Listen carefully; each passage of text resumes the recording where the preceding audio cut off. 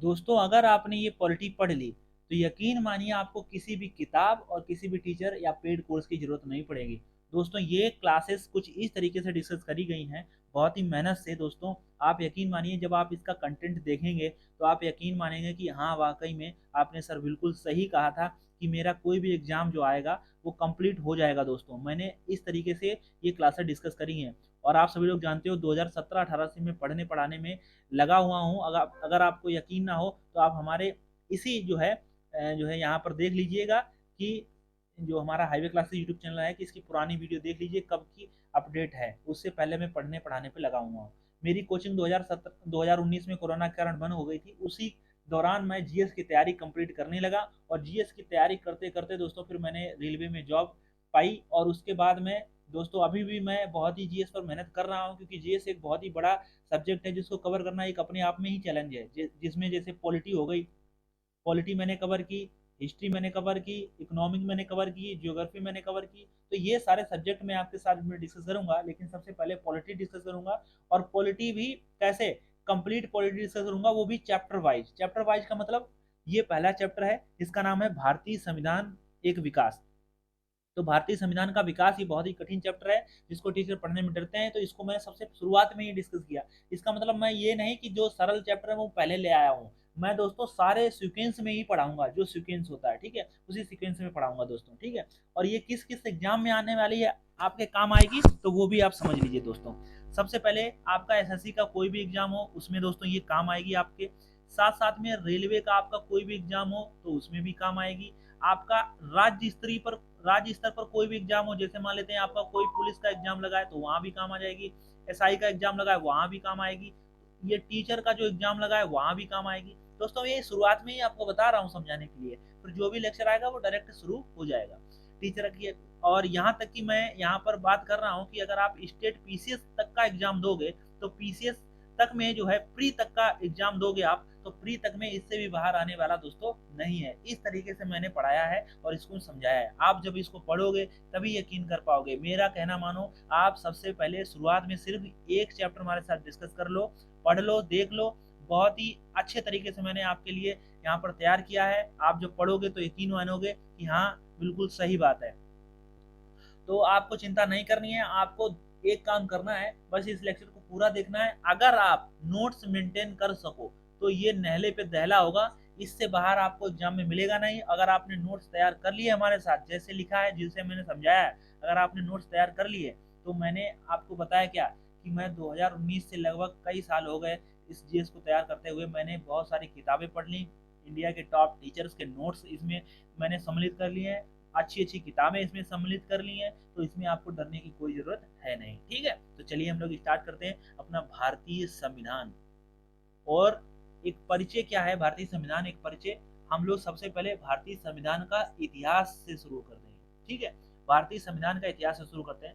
अब सबसे पहले बात यह आती है कि संविधान है क्या। तो दोस्तों भारत में शासन करने का लिखित मसौदा है, यानी कि संविधान हमारा कैसा है, लिखित है, ये भी है। अब भारत में शासन होगा कैसे, बात ये उठती है कि भारत में शासन होगा कैसे। तो भारत में शासन करेगी सरकार। अब ये सरकार शासन कैसे करेगी, सरकार के हैं तीन पायदान, एक का नाम है विधायिका, एक का नाम है कार्यपालिका, एक का नाम है न्यायपालिका, ठीक है।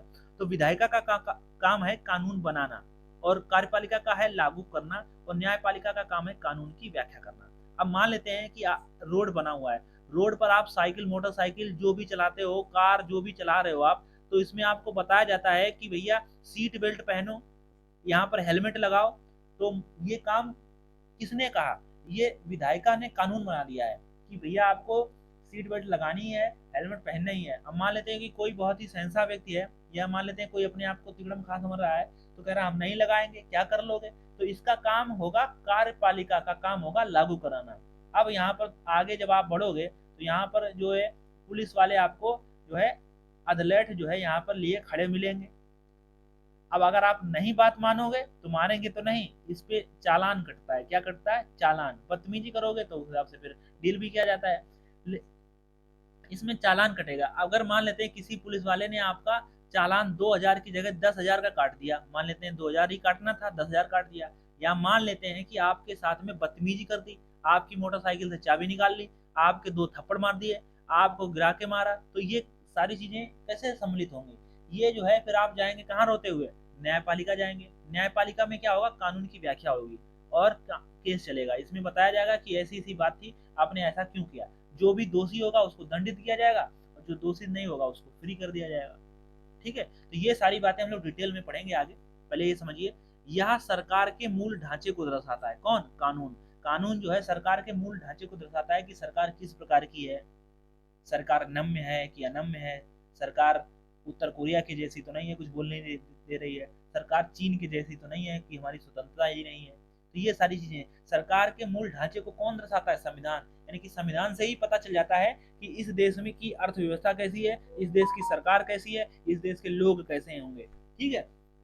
अच्छा, बात करते हैं कि ये जो कॉन्स्टिट्यूशन जो वर्ड है, कॉन्स्टिट्यूट जो वर्ड है, ये संविधान जो वर्ड है, ये कहाँ से आया? तो ये लेटिन शब्द है। तो कॉन्स्टिट्यू कॉन्स्टिट्यू का मतलब होता है कि शासन करने वाला सिद्धांत। कौन? शासन करने वाला सिद्धांत। परिभाषा इसकी क्या बन जाएगी? कि कानूनों का समूह जो सरकार को शक्ति प्रदान करता है। आप कह सकते हो कानूनों का एक समूह है। समूह मतलब बहुत सारे आर्टिकल, बहुत सारे अनुच्छेद, बहुत सारी परिभाषाएं, बहुत सारे बातें और बहुत सारा धाराएं जो है यहाँ पर सम्मिलित हैं। तो ये कानूनों का समूह है जो सरकार को शक्ति प्रदान करता है। फिर बात कर लेते हैं कि विश्व का सबसे पुराना लिखित संविधान किसका है? तो विश्व का सबसे पुराना लिखित संविधान की बात कर ले तो ये यूएसए का है। किसका है? यूएसए का। और विश्व का सबसे पुराना लिखित संविधान। और अगर बात करें विश्व का सबसे बड़ा संविधान, वो भारत का है। क्यों दोस्तों बड़ा हो गया? क्योंकि भारत ने सभी जो देश थे उन देशों से जो भी अच्छे अच्छे तथ्य थे वो लिए, और अंग्रेजों ने जो संविधान हम लोगों को बना कर दिया वो लिए। तो ध्यान रखना है। तो सबसे पुराना लिखित संविधान तो यूएसए का है, लेकिन सबसे बड़ा लिखित संविधान भारत का है। और ये 1787 में जो है हुआ था, लेकिन जो है ये 1788 में लागू हुआ। लेकिन यहाँ से क्वेश्चन पूछेगा नहीं, है तो पीसेस तक की बात हो जाएगी। बात कर लेते हैं सबसे छोटा संविधान किसका है? वो नौरू देश है। कौन सा देश है? नौरू सबसे छोटा संविधान है। चलिए, अब बात कर लेते हैं जो हमारा संविधान है वो 26 नवंबर 1949 को तैयार हुआ था। कब हुआ था? 26 नवंबर 1949 को संविधान बनकर तैयार हो गया। अब बात करते हैं कि 26 जनवरी 1950 को लागू किया गया। अब ध्यान दें, भारतीय संविधान 26 नवंबर 1949 को ही बनकर तैयार हुआ गया था, लेकिन लागू 26 जनवरी 1950 को किया गया। क्यों किया गया? क्योंकि 26 जनवरी 1930 को हमने पूर्ण स्वराज दिवस मनाया था। हमने मतलब कांग्रेस ने, जो हमारे नेता थे, उन लोगों ने पूर्ण स्वराज यहाँ पर दिवस घोषित किया था 26 जनवरी को। इसी 26 जनवरी को अमर करने के लिए हमने कहा अब इतना टाइम जब हम पे घोड़े चले हैं, जब हम लोग इतना सहन कर चुके हैं, तो थोड़ा और ही रुक जाते हैं, क्या ही जाता है। तो 26 जनवरी 1950 को ये लागू किया गया। हालांकि अंशतः मतलब कुछ आर्टिकल 26 नवंबर 1949 से ही लागू थे, वो हम लोग आगे पढ़ेंगे। और लेकिन 26 जनवरी 1950 को संविधान पूरी तरीके से लागू हो गया। उस दिन हम लोग गणतंत्र हो गए। ठीक है। अब ये तो शॉर्टकट में मैंने बताया, इसके आगे बहुत ही डिटेल में बताया गया है। अब समझिए संविधान बना कैसे होगा। ये भी तो एक बात आती है कि संविधान क्या रातों रात बन गया? संविधान क्या सपने में आया था कि हमें संविधान बनाओ? कैसे संविधान बना होगा? किसी के सपने में आया था क्या? पंडित जवाहरलाल नेहरू को सपना आया होगा कि ऐसा करो, संविधान बनाओ कल। तो ऐसा तो होगा नहीं। संविधान एक प्रक्रिया है जो बहुत ही सालों से निरंतर चली आ रही थी। उसी प्रक्रिया को हमने एक जो है उसी प्रक्रिया को हमने अपनाया, उसी के रास्ते पर चले, और फिर हमने अंततः फाइनली हमने एक संविधान बनाकर तैयार किया। ये प्रक्रिया चली कहाँ से? ये प्रक्रिया अंग्रेजों से शुरू हुई। क्या? अंग्रेजों से शुरू हुई। हालांकि इससे पहले राजाओं के पास भी थी, लेकिन जब अंग्रेज भारत में आए तो इन्होंने पूरा लिखित रूप से वो चीजें की कि ऐसा ऐसा होना चाहिए, ऐसा नहीं होना चाहिए। जैसे जब भारत में अंग्रेज आए तो सबसे पहले थोड़ा सा टाइम दीजिए मैं यहाँ पर समझाने के लिए पूरा इसका बैकग्राउंड। जब भारत में अंग्रेज जब आए तो ये क्या करने आए थे? अंग्रेज करने आए थे व्यापार। जब अंग्रेज व्यापार यहाँ पर करने आए तब इन्होंने देखा कि यहाँ पे जो भारत के जो आदमी हैं, जो इंसान है, ये तो बड़े ही लालची हैं और किसी को किसी परवाह है नहीं। सब एक दूसरे के प्रति दोष रख रहे हैं। कोई राजा दूसरे राजा की मदद करना नहीं चाह रहा है, बस यही चाह रहा है कि कैसे ना कैसे यहाँ पर कपट छल कपट करके हड़प लिया जाए। और यहाँ पर जो मुगल शासन था वो कमजोर हो चुका था। तो इन लोगों को बहुत ही बढ़िया मौका मिला। क्या? इन्होंने सबसे पहले अपना व्यापार जो है बढ़ाना शुरू किया। जब इन्होंने व्यापार बढ़ाया तो फिर इन्होंने देखा कि व्यापार बढ़ाने के साथ साथ में यहाँ पर जो है इन्होंने अपनी किलाबंदी शुरू कर दी। किलाबंदी का मतलब क्या होता है? किलाबंदी ये जैसे मतलब इन्होंने अपना किला, राजमहल या घर जो भी बनाया, इसकी ऐसी दीवारें बना दी कि इसमें तोप, गोला, बंदूकें, बारूद, इसका किसी का फर्क ना पड़े। जब ऐसा इन्होंने काम करना शुरू किया, तो यहाँ के जो लोकल राजा थे, भारत के जो शासक थे, जैसे बंगाल का नवाब था, उसको बड़ी समस्या हुई भैया कि भैया आप ये कर क्या रहे हो? आप तो व्यापार करने आए हो और आप यहाँ पर किलाबंदी कर रहे हो हमारे देश जैसे। और इन्होंने सेना रखनी शुरू कर दी। इसमें क्या, सेना रखनी शुरू कर दी, किलाबंदी शुरू कर दी। तो इससे जो अवध के नवाब थे, बंगाल के थे, मुगल बादशाह थे, इनको सबको बड़ी समस्या हो गई कि भैया ये क्या करने जा रहे हो। तो इसी बातों पर जो है इन्हीं बातों पे जब आप ये सारी चीजें होती हैं तो धीरे धीरे मनमुटाव होता है, फिर धीरे धीरे लड़ाई हो गई, युद्ध लड़ा, युद्ध अंग्रेजों ने जीत लिया। कैसे जीता? हम सभी लोग गद्दार हैं, तो गद्दारों की मदद से युद्ध जीत लिया, और अंततः फिर फाइनली हमारे जो है हमारे ऊपर कोड़े चलने शुरू हो गए। फिर हमारे ऊपर नियम बना दिए गए कि ऐसा ऐसा है कि जब आप रोड पे चलोगे तो जो भी अंग्रेज जो है जाएगा तो उसको जो है तुरंत जो है वहाँ पर घुटने टेक कर सलाम करना है। और ये सारे नियम बना दिए, बहुत सारे नियम बनाए कि ऐसा ऐसा मत करना है। जो हमारे कुरीतियाँ थी वो भी दूर करी और बहुत सारे नियम बनाए। उस नियमों के तहत फिर कोर्ट कचहरी ये सब बना दिया गया। तो धीरे धीरे ये सारे नियम बने और फिर हम लोगों को हमने कहा ऐसा करो भाई साहब, अब आप अपने घर जाओ, अब हम जो भी नियम है वो हम अपना खुद ही देख लेंगे, आपको चिंता करने की कोई जरूरत है नहीं। हम लोगों ने बड़े लड़ाई लड़े, बड़ी बड़ी शहादत दी जो है। अब क्या ही बताया जाए। तो फिर फाइनली उन्होंने कहा, अंग्रेजों ने कहा अच्छा ऐसा करो, ये लोग ज़्यादा ही कह रहे हैं तो अब हम जाते हैं। 1947 में ये लोग चले गए। और फिर ये हुआ कि भारत चलेगा कैसे? तो भारत चलेगा संविधान के तरीके से। तो जो भी अंग्रेजों ने बनाए थे नियम उनको हमने लिया, विश्व के जितने भी संविधान थे उनको हमने लिया, और फिर हमने एक अपना भारत का संविधान बनाकर तैयार किया। आज उसी के तहत सरकार चलती है और हम भी उसी के तहत चलते हैं। ठीक है, तो यही चीज है, ये प्रक्रिया है। इस प्रक्रिया को हम लोग को आइए समझते हैं पूरा डिटेल से। तो सबसे पहले जो अगर बात करें अंग्रेज, देखिए एक चीज और भी यहाँ पर हम समझा देते हैं। सबसे पहले यहाँ पर देखिए, ये नॉर्थ होता है, ये साउथ होता है, ये होता है ईस्ट, और ये होता है वेस्ट। यहाँ पर यूरोप पड़ेगा। तो यूरोप यहाँ से अगर आप देखोगे तो यहाँ से जो भी लोग इधर आएंगे वो कहाँ जाएंगे? वो ईस्ट की तरफ आएंगे। कहाँ जाएंगे? ईस्ट की तरफ। और हम लोग यहाँ ईस्ट से इधर देखेंगे तो ये होता है वेस्ट। ठीक है, वो लोगों के लिए हम लोग ईस्ट हैं। ठीक है, तो जो भी कंपनियां, जो भी चीजें होंगी वो ईस्ट इंडिया के नाम से होंगी। क्यों होंगी? क्योंकि ये ईस्ट में पड़ता था भारत। ठीक है, अब समझिए सबसे पहले, तो सबसे पहले जो भारत में आने वाला प्रथम अंग्रेज था उसका नाम था जॉन मिल्डन हॉल। यानी कि जॉन मिल्डन हॉल जो था ये भारत आने वाला प्रथम अंग्रेज था। लेकिन ये अकबर के समय आया था, लेकिन अकबर के दरबार में नहीं आया था। क्या नहीं आया था? अकबर के दरबार में नहीं आया था, दरबार में नहीं आया था। ठीक है, यह ध्यान रखना, भारत आने वाला प्रथम अंग्रेज जॉन मिल्डन हॉल, लेकिन ये अकबर के दरबार में नहीं आया था। लेकिन उस समय सत्ता अकबर की ही चल रही थी। फिर पूछा जाएगा कि ऐसा बताओ कि अकबर के दरबार में आने वाला प्रथम अंग्रेज कौन था? तो उसका नाम था रॉल्फ फिंच। क्या नाम था? Ralph Finch. ये अकबर के दरबार में आने वाला प्रथम अंग्रेज व्यक्ति था, रॉल्फ फिंच। ये इंपॉर्टेंट है तो आप इसको जरूर याद कर लेंगे। ठीक है, अब बात कर लेते हैं कि जब ये आया तो इसने देखा कि यहाँ पर व्यापार करने लायक जगह है, बहुत ही अच्छा सिस्टम है यहाँ पर। तो यहाँ पर देखिए इन्होंने एक ग्रुप बनाया जिसका नाम है मर्चेंट एडवेंचर। और महारानी एलिजाबेथ, उस समय ब्रिटेन की महारानी कौन थी? उनका नाम था एलिजाबेथ। इन्होंने 15 वर्ष का इन्होंने एकाधिकार लिया, कहा कि हम ईस्ट में व्यापार करने जाएंगे। तो फिर इन्होंने एक कंपनी बनाई, उसका क्या नाम रखा गया? East India Company. क्या नाम? East India Company. देखिए, British East India Company. East India Company क्यों ईस्ट इंडिया कंपनी? क्योंकि ईस्ट में ही थे भारत। और ईस्ट इंडिया कंपनी की स्थापना कहाँ हुई है? लंदन में हुई है। और इसके संस्थापक कौन थे? तो इनका संस्थापक था जॉन वॉट्स और जॉर्ज वाइट। क्योंकि कोई भी बड़ी कंपनी होगी, जैसे आज रिलायंस की कंपनी है मुकेश अंबानी की, तो ये तो कंपनी भारत की है, लेकिन ये विदेशों, कई विदेशों में है। लेकिन क्या हर जगह भारत मुकेश अंबानी ही जाते होंगे? नहीं, तो हर जगह सिस्टम अलग अलग है। तो कंपनी के संस्थापक और होते हैं और चलाने वाले और होते हैं, वो हम लोग आगे समझेंगे। तो सबसे पहले ने ब्रिटिश इंडिया कंपनी की स्थापना करी, जिनके संस्थापक थे जॉन वॉट्स और जॉन वाइट। और दोस्तों देखिए, यहाँ पर जब इन्होंने कंपनी की संरचना कर दी तो इसमें दो कैटेगरी हुई। जैसे एक कोर्ट ऑफ प्रॉपराइटर यानी कि सीओपी जिसको बोलते थे, स्वत्ताधारी मंडल यानी कि सिंपल खरीदी मालिक, एज जैसे मुकेश अंबानी की कंपनी है। ठीक है, ये मालिक। अब कोर्ट ऑफ डायरेक्टर, जो कंपनी को चलाने वाले लोग होते थे उनको निदेशक मंडल कहते थे। उसमें एक राज्यपाल, उपराज्यपाल और 24 अन्य व्यक्ति थे। ठीक है, तो ये थे कंपनी के जो सिस्टम था, कंपनी की जो संरचना थी, एक राज्यपाल, यहाँ पर दो उपराज्यपाल होंगे, दो उपराज्यपाल, ये कर लीजिए, दो उपराज्यपाल और 24 निदेशक। तो ये लोग थे, ये कंपनी को चलाएंगे। तो जैसे मैंने बताया कि मुकेश अंबानी कंपनी वो हर जगह थोड़ी ना चला जाएंगे, उनके जो है निदेशक मंडल चलाएगा। आज की बात करें तो जैसे सीईओ चलाएगा, डायरेक्टर चलाएगा, ये सारी चीजें हैं, ठीक है।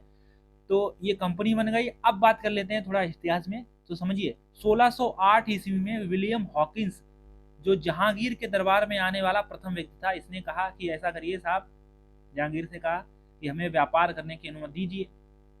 तो उन्होंने शुरुआत में तो नहीं दी, तो फिर बात आ गई 1611 ईस्वी में। तब तक 1611 ईस्वी में अस्थायी फैक्ट्री मुसलीपट्टनम में स्थापित हुई। कहाँ? मुसलीपट्टनम। और 1613 ईस्वी में स्थायी फैक्ट्री सूरत में स्थापित हुई। सूरत कहाँ है? गुजरात में। अब समझिए मुसलीपट्टनम कहाँ है? ये आंध्र प्रदेश में। आप देखिए यहाँ कितना सुंदर मैप है, आंध्र प्रदेश। और ये सूरत कहाँ पड़ता है? ये गुजरात पड़ता है। इसको कहते हैं पश्चिमी तट और इसको कहते हैं पूर्वी तट। वो बात की बात है, पश्चिमी तट में 5 राज्य, पूर्वी तट में 4 राज्य। वो हम लोग बाद में पढ़ेंगे ज्योग्राफी में। तो ध्यान दीजिए, 1608 में विलियम हॉकिंस आया जहांगीर के दरबार में। 1611 इसमें अस्थायी फैक्ट्री मुसलीपट्टनम में। 1613 में स्थायी फैक्ट्री सूरत में। किसकी? अंग्रेजों की। आपसे क्वेश्चन पूछा जाएगा कि अंग्रेजों की प्रथम फैक्ट्री कहाँ स्थापित हुई, तो राइट आंसर मुसलीपट्टनम। अंग्रेजों की फैक्ट्री कहाँ स्थापित हुई? अगर मुसलीपट्टनम आंसर ना, मतलब ऑप्शन ना हो, तो आप सूरत लगाना। लेकिन अगर आपसे पूछे अंग्रेजों की 1613 ईस्वी में प्रथम स्थायी फैक्ट्री, स्थायी ध्यान रखना, स्थायी फैक्ट्री, तो राइट आंसर सूरत ही होगा। अगर सूरत है, अगर अस्थायी पूछे जाए तो मुसलीपट्टनम है, ठीक है, ये ध्यान रखना। इसके बाद में समय बीता, धीरे धीरे ये लोग अपना अपना व्यापार बढ़ाते रहे। फिर इन्होंने 1726 ईस्वी में एक राजलेख निकाला, एक चार्टर एक्ट निकाला, जिसमें कहा गया कि कलकत्ता, बॉम्बे, मद्रास, इसमें मेयर कोड की स्थापना होगी, यानी कि छोटे मोटे मामले यहाँ पर देखे जाएंगे। आपसे क्वेश्चन कैसे पूछा जाएगा कि बताओ कलकत्ता, बॉम्बे, मद्रास में मेयर कोड की स्थापना किस राजलेख के तहत हुई? तो उसमें ऑप्शन बहुत सारे होंगे, 1773 होगा, 1726 होगा, ऐसे करके बहुत सारे ऑप्शन होंगे, 1758 होगा। तो आप कंफ्यूज मत होना, 1726 का राजलेख के तहत मेयर कोड की स्थापना हुई। ठीक है दोस्त, अब आगे बढ़ते हैं। जब ये अंग्रेज लोग, आप सभी लोग जानते हो, मैंने शुरुआत में ही बताया, जब ये लोग किलाबंदी ये सारी बातें करने लगे, तो जो लोकल बादशाह थे, जो लोकल शासक थे, जो लोकल नवाब थे, इन लोगों में मनमुटाव हुआ। फिर मनमुटाव होगा तो फाइनली एक ही बात बचती थी, उस समय कोई संविधान तो था नहीं कि ऐसा करो कि इनके ऊपर केस चढ़ा दो। फाइनली यही होता था कि आ जाओ मैदान में, देखते हैं किसमें कितना है दम, जिसमें जितना होगा दम वही करेगा शासन। ठीक है, तो फाइनली एक युद्ध लड़ा गया, जो मोस्ट इंपोर्टेंट युद्ध है, यानी कि यूं कह लीजिए कि अंग्रेज की भारत में नींव रखने वाला युद्ध जो है वो है प्लासी का युद्ध। तो मोस्ट इंपोर्टेंट बात दिया कि प्लासी का युद्ध कब हुआ? 1757 में। अगर आपसे पूछा गया कि प्लासी का युद्ध कब हुआ, और ऑप्शन थे 21 जून, 22 जून, 23 जून, 24 जून। अब यहाँ पर जो 1757 रट के गए थे वो फंस गए। उन्होंने रटा था कि भैया प्लासी का युद्ध 1757, लेकिन ऑप्शन था 21 जून, 22 जून, 23 जून, 24 जून। अब इसीलिए मैंने कहा कि अगर आप स्टेट पीसीएस तक का एग्जाम दोगे तो प्री तक की गारंटी यहाँ पर कवर हो जाएगा आपका। और स्टेट एग्जाम के, कोई वनडे एग्जाम की तो बात ही छोड़ दीजिए। बस आप जो है मेरे साथ पूरी धैर्यता के साथ में, बस आपका काम है पढ़ना, बस आप पढ़ो। ठीक है, यहाँ ध्यान दीजिए कि प्लासी का युद्ध हुआ था 23 जून को। क्या वो कब हुआ था? 23 जून को हुआ था प्लासी का युद्ध। किसके बीच में हुआ था? रॉबर्ट क्लाइव के बीच में और सिराजुद्दौला के बीच में। सिराजुद्दौला ये कौन था? ये था भैया बंगाल का नवाब सिराजुद्दौला, इसके बीच में हुआ। रॉबर्ट क्लाइव ने ध्यान रखना है, रॉबर्ट क्लाइव ने सिराजुद्दौला को हरा दिया। लेकिन कैसे हरा दिया ये भी समझिए, ये तो हम इतिहास में और बहुत ही डिटेल में पढ़ेंगे। सिराजुद्दौला को कैसे हरा दिया गया? सिराजुद्दौला का जो सेनापति था, सेनापति, उसको रॉबर्ट क्लाइव ने खरीद लिया और ये आश्वासन दिया कि अगर हम लोग ये युद्ध जीत गए तो बंगाल का अगला नवाब आपको बनाया जाएगा। ठीक है, तो ये आ गया बहकावे में सेनापति, और जब सेनापति बहकावे में आ गया तो सिराजुद्दौला जो है यहाँ पर हार गया। यानी कि जो बंगाल का जो नवाब था सिराजुद्दौला, ये जब युद्ध में लड़ने गया प्लासी में, इसके साथ में बहुत बड़ी सेना गई, इसके साथ में रॉबर्ट क्लाइव की बहुत ही कम सेना थी, और बहुत ही कम सेना ने बहुत ही बड़ी सेना को हरा दिया। कैसे हरा दिया? जो यहाँ पर जो सेनापति था, इसने आदेश ही नहीं दिया कि युद्ध शुरू करो या युद्ध लड़ो, या बहुत सारे जो सैनिक थे और जो इसका खुद का सेनापति था उसने युद्ध ही नहीं लड़ा, वो तटस्थ रहा। फाइनली ये हुआ कि रॉबर्ट क्लाइव युद्ध जीत गया और सिराजुद्दौला हार गया। बहुत ही बड़ा युद्ध, निर्णायक युद्ध था। फिर बात यह होगा कि भैया जब ये युद्ध जीत गया तो पूरे भारत में हड़कंप मच गया। कि भैया ये हुआ क्या। बंगाल का एक बड़ा जो शासक था वो हार गया है अंग्रेजों से। जो व्यापार करने एक कंपनी आई थी, उसने जो है एक ऐसे राज्य को हरा हरा दिया जो बहुत ही समृद्ध राज्य है। तो फिर जो है बंगाल के नवाब, अवध के नवाब और बंगाल और जो मुगल बादशाह थे, मुगल बादशाह उस समय कौन थे, उनका नाम था शाह आलम द्वितीय। देखो कौन कौन से लोग, समझिए सिस्टम को। इन तीनों ने एक बनाया गुट। क्या बनाया गुट, कि एक तो सबसे पहले आए बंगाल के नवाब, बंगाल के नवाब, फिर आ गए अवध के नवाब, फिर आ गए आपके मुगल बादशाह, मुगल बादशाह। उस समय मुगल बादशाह आपसे पूछा जाएगा कि बताओ जब बक्सर का युद्ध हुआ तो मुगल बादशाह कौन था, तो उसका नाम था शाह आलम द्वितीय। क्या नाम था, शाह आलम, शाह आलम द्वितीय, शाह आलम द्वितीय। और अवध के नवाब सुजाउद्दौला, क्या नाम था इनका, नाम सुजाउद्दौला। ध्यान रखना ये सिराजुद्दौला है और अवध के नाम है, उनका नाम है सुजाउद्दौला। अब पता नहीं किसने सुझाई थी वो हमें पता नहीं, लेकिन नाम था सुजाउद्दौला। फिर बंगाल के जो नवाब थे उनका नाम था मीर कासिम, बंगाल के नवाब मीर कासिम, मीर कासिम। इन तीनों के बीच में एक युद्ध लड़ा गया जिसका नाम रखा गया बक्सर का युद्ध। बक्सर में लड़ा होगा इसलिए, तो बक्सर का युद्ध लड़ा गया। अब ये दोस्तों बक्सर का युद्ध लड़ा गया था 22 अक्टूबर 1764 ईस्वी, 1764 में बक्सर का युद्ध किसके बीच में, हेक्टर मुनरो और बंगाल के नवाब के बीच में।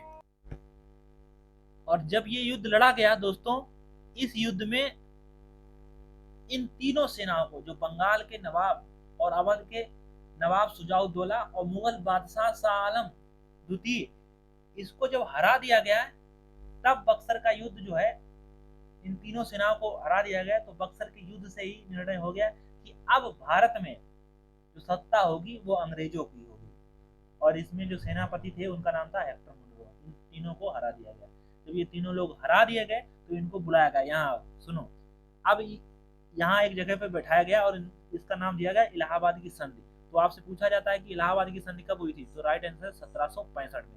इलाहाबाद की संधि किसके किसके बीच में हुई थी, तो भैया ध्यान रखना है, इलाहाबाद की जो संधि हुई थी वो रॉबर्ट क्लाइव, क्या नाम, रॉबर्ट क्लाइव, और एक मुगल बादशाह इनका नाम है शाह आलम द्वितीय, तो शाह आलम द्वितीय इनके बीच में।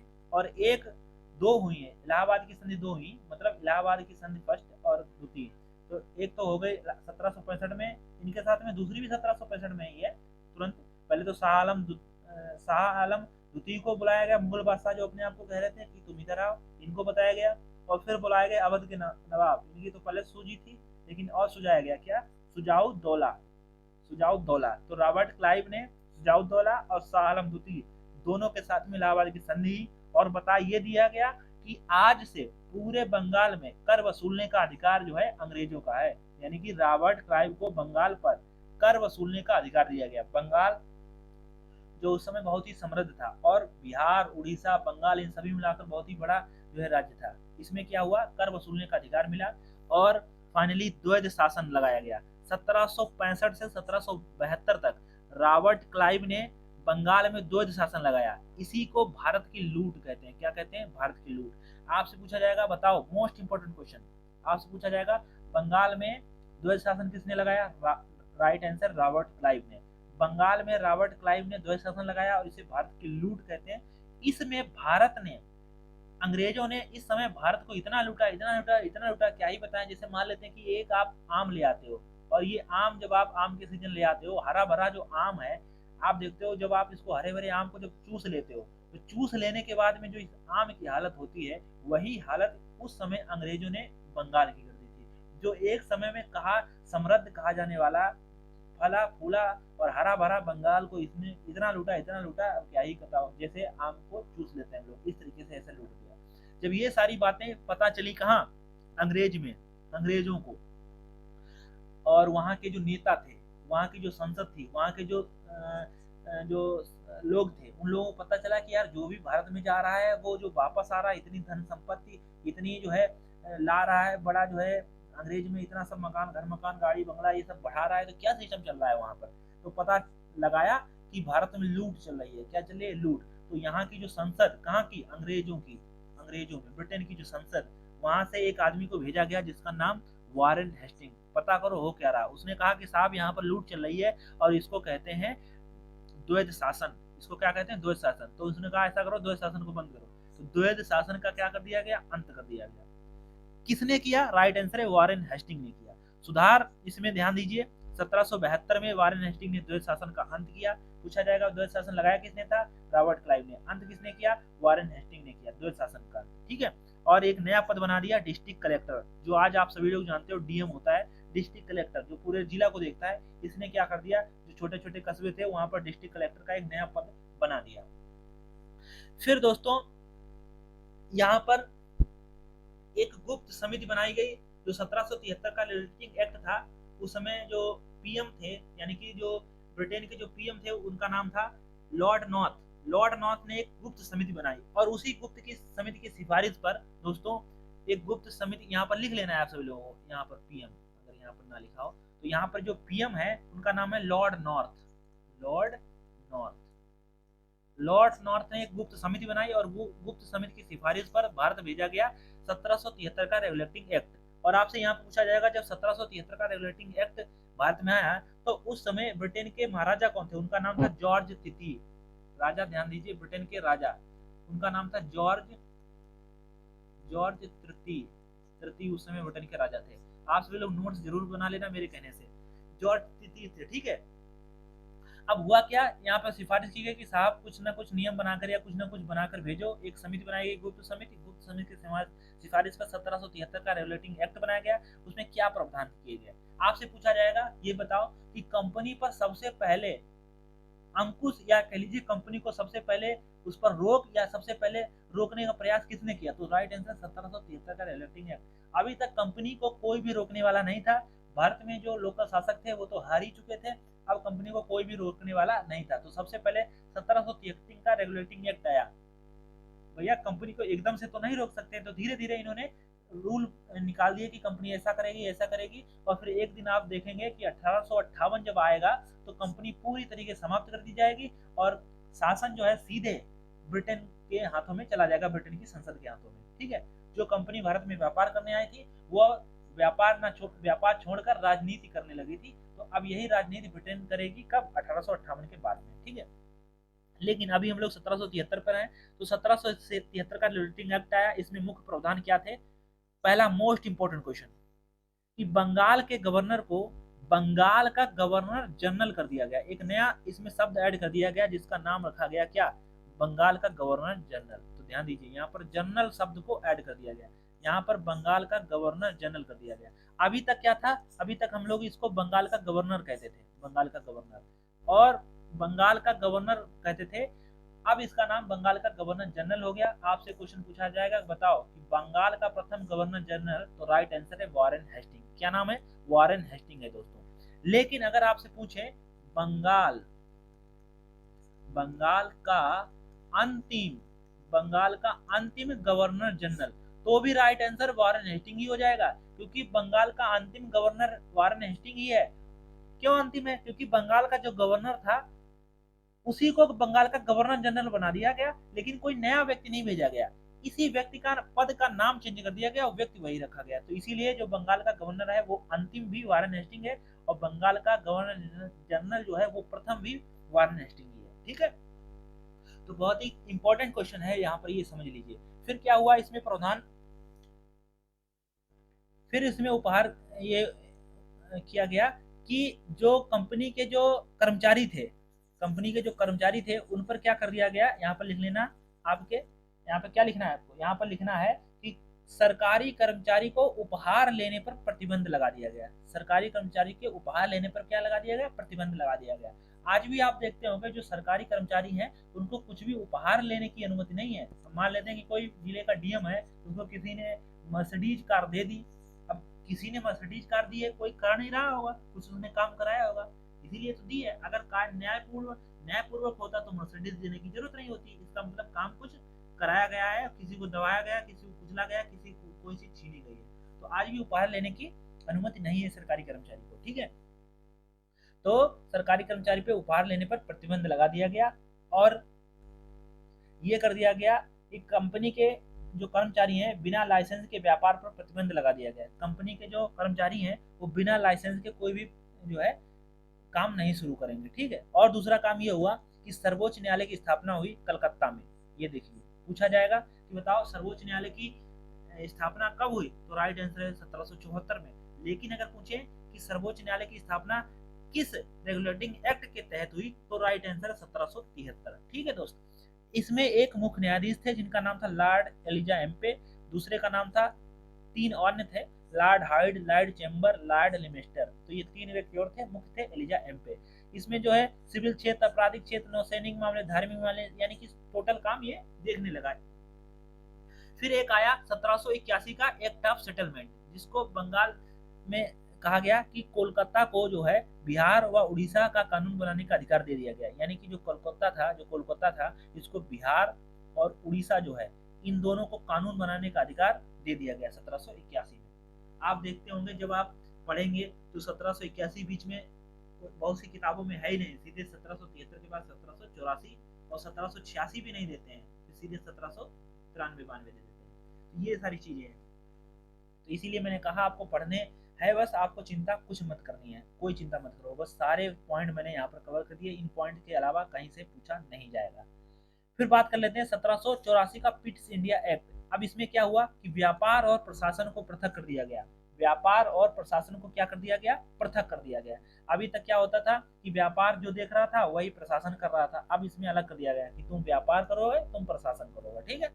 राजनीति नियंत्रण के लिए बोर्ड ऑफ कंट्रोल बना दिया गया, यानी कि जो प्रशासन करेगा, जो राजनीति करेगा, उसको बोर्ड ऑफ कंट्रोल कहा जाएगा, बोर्ड ऑफ कंट्रोल। और इसमें 6 सदस्य बना दिए गए, 6 सदस्य की स्थापना हुई, और ये 6 सदस्य ब्रिटेन से थे, ठीक है, ब्रिटेन से।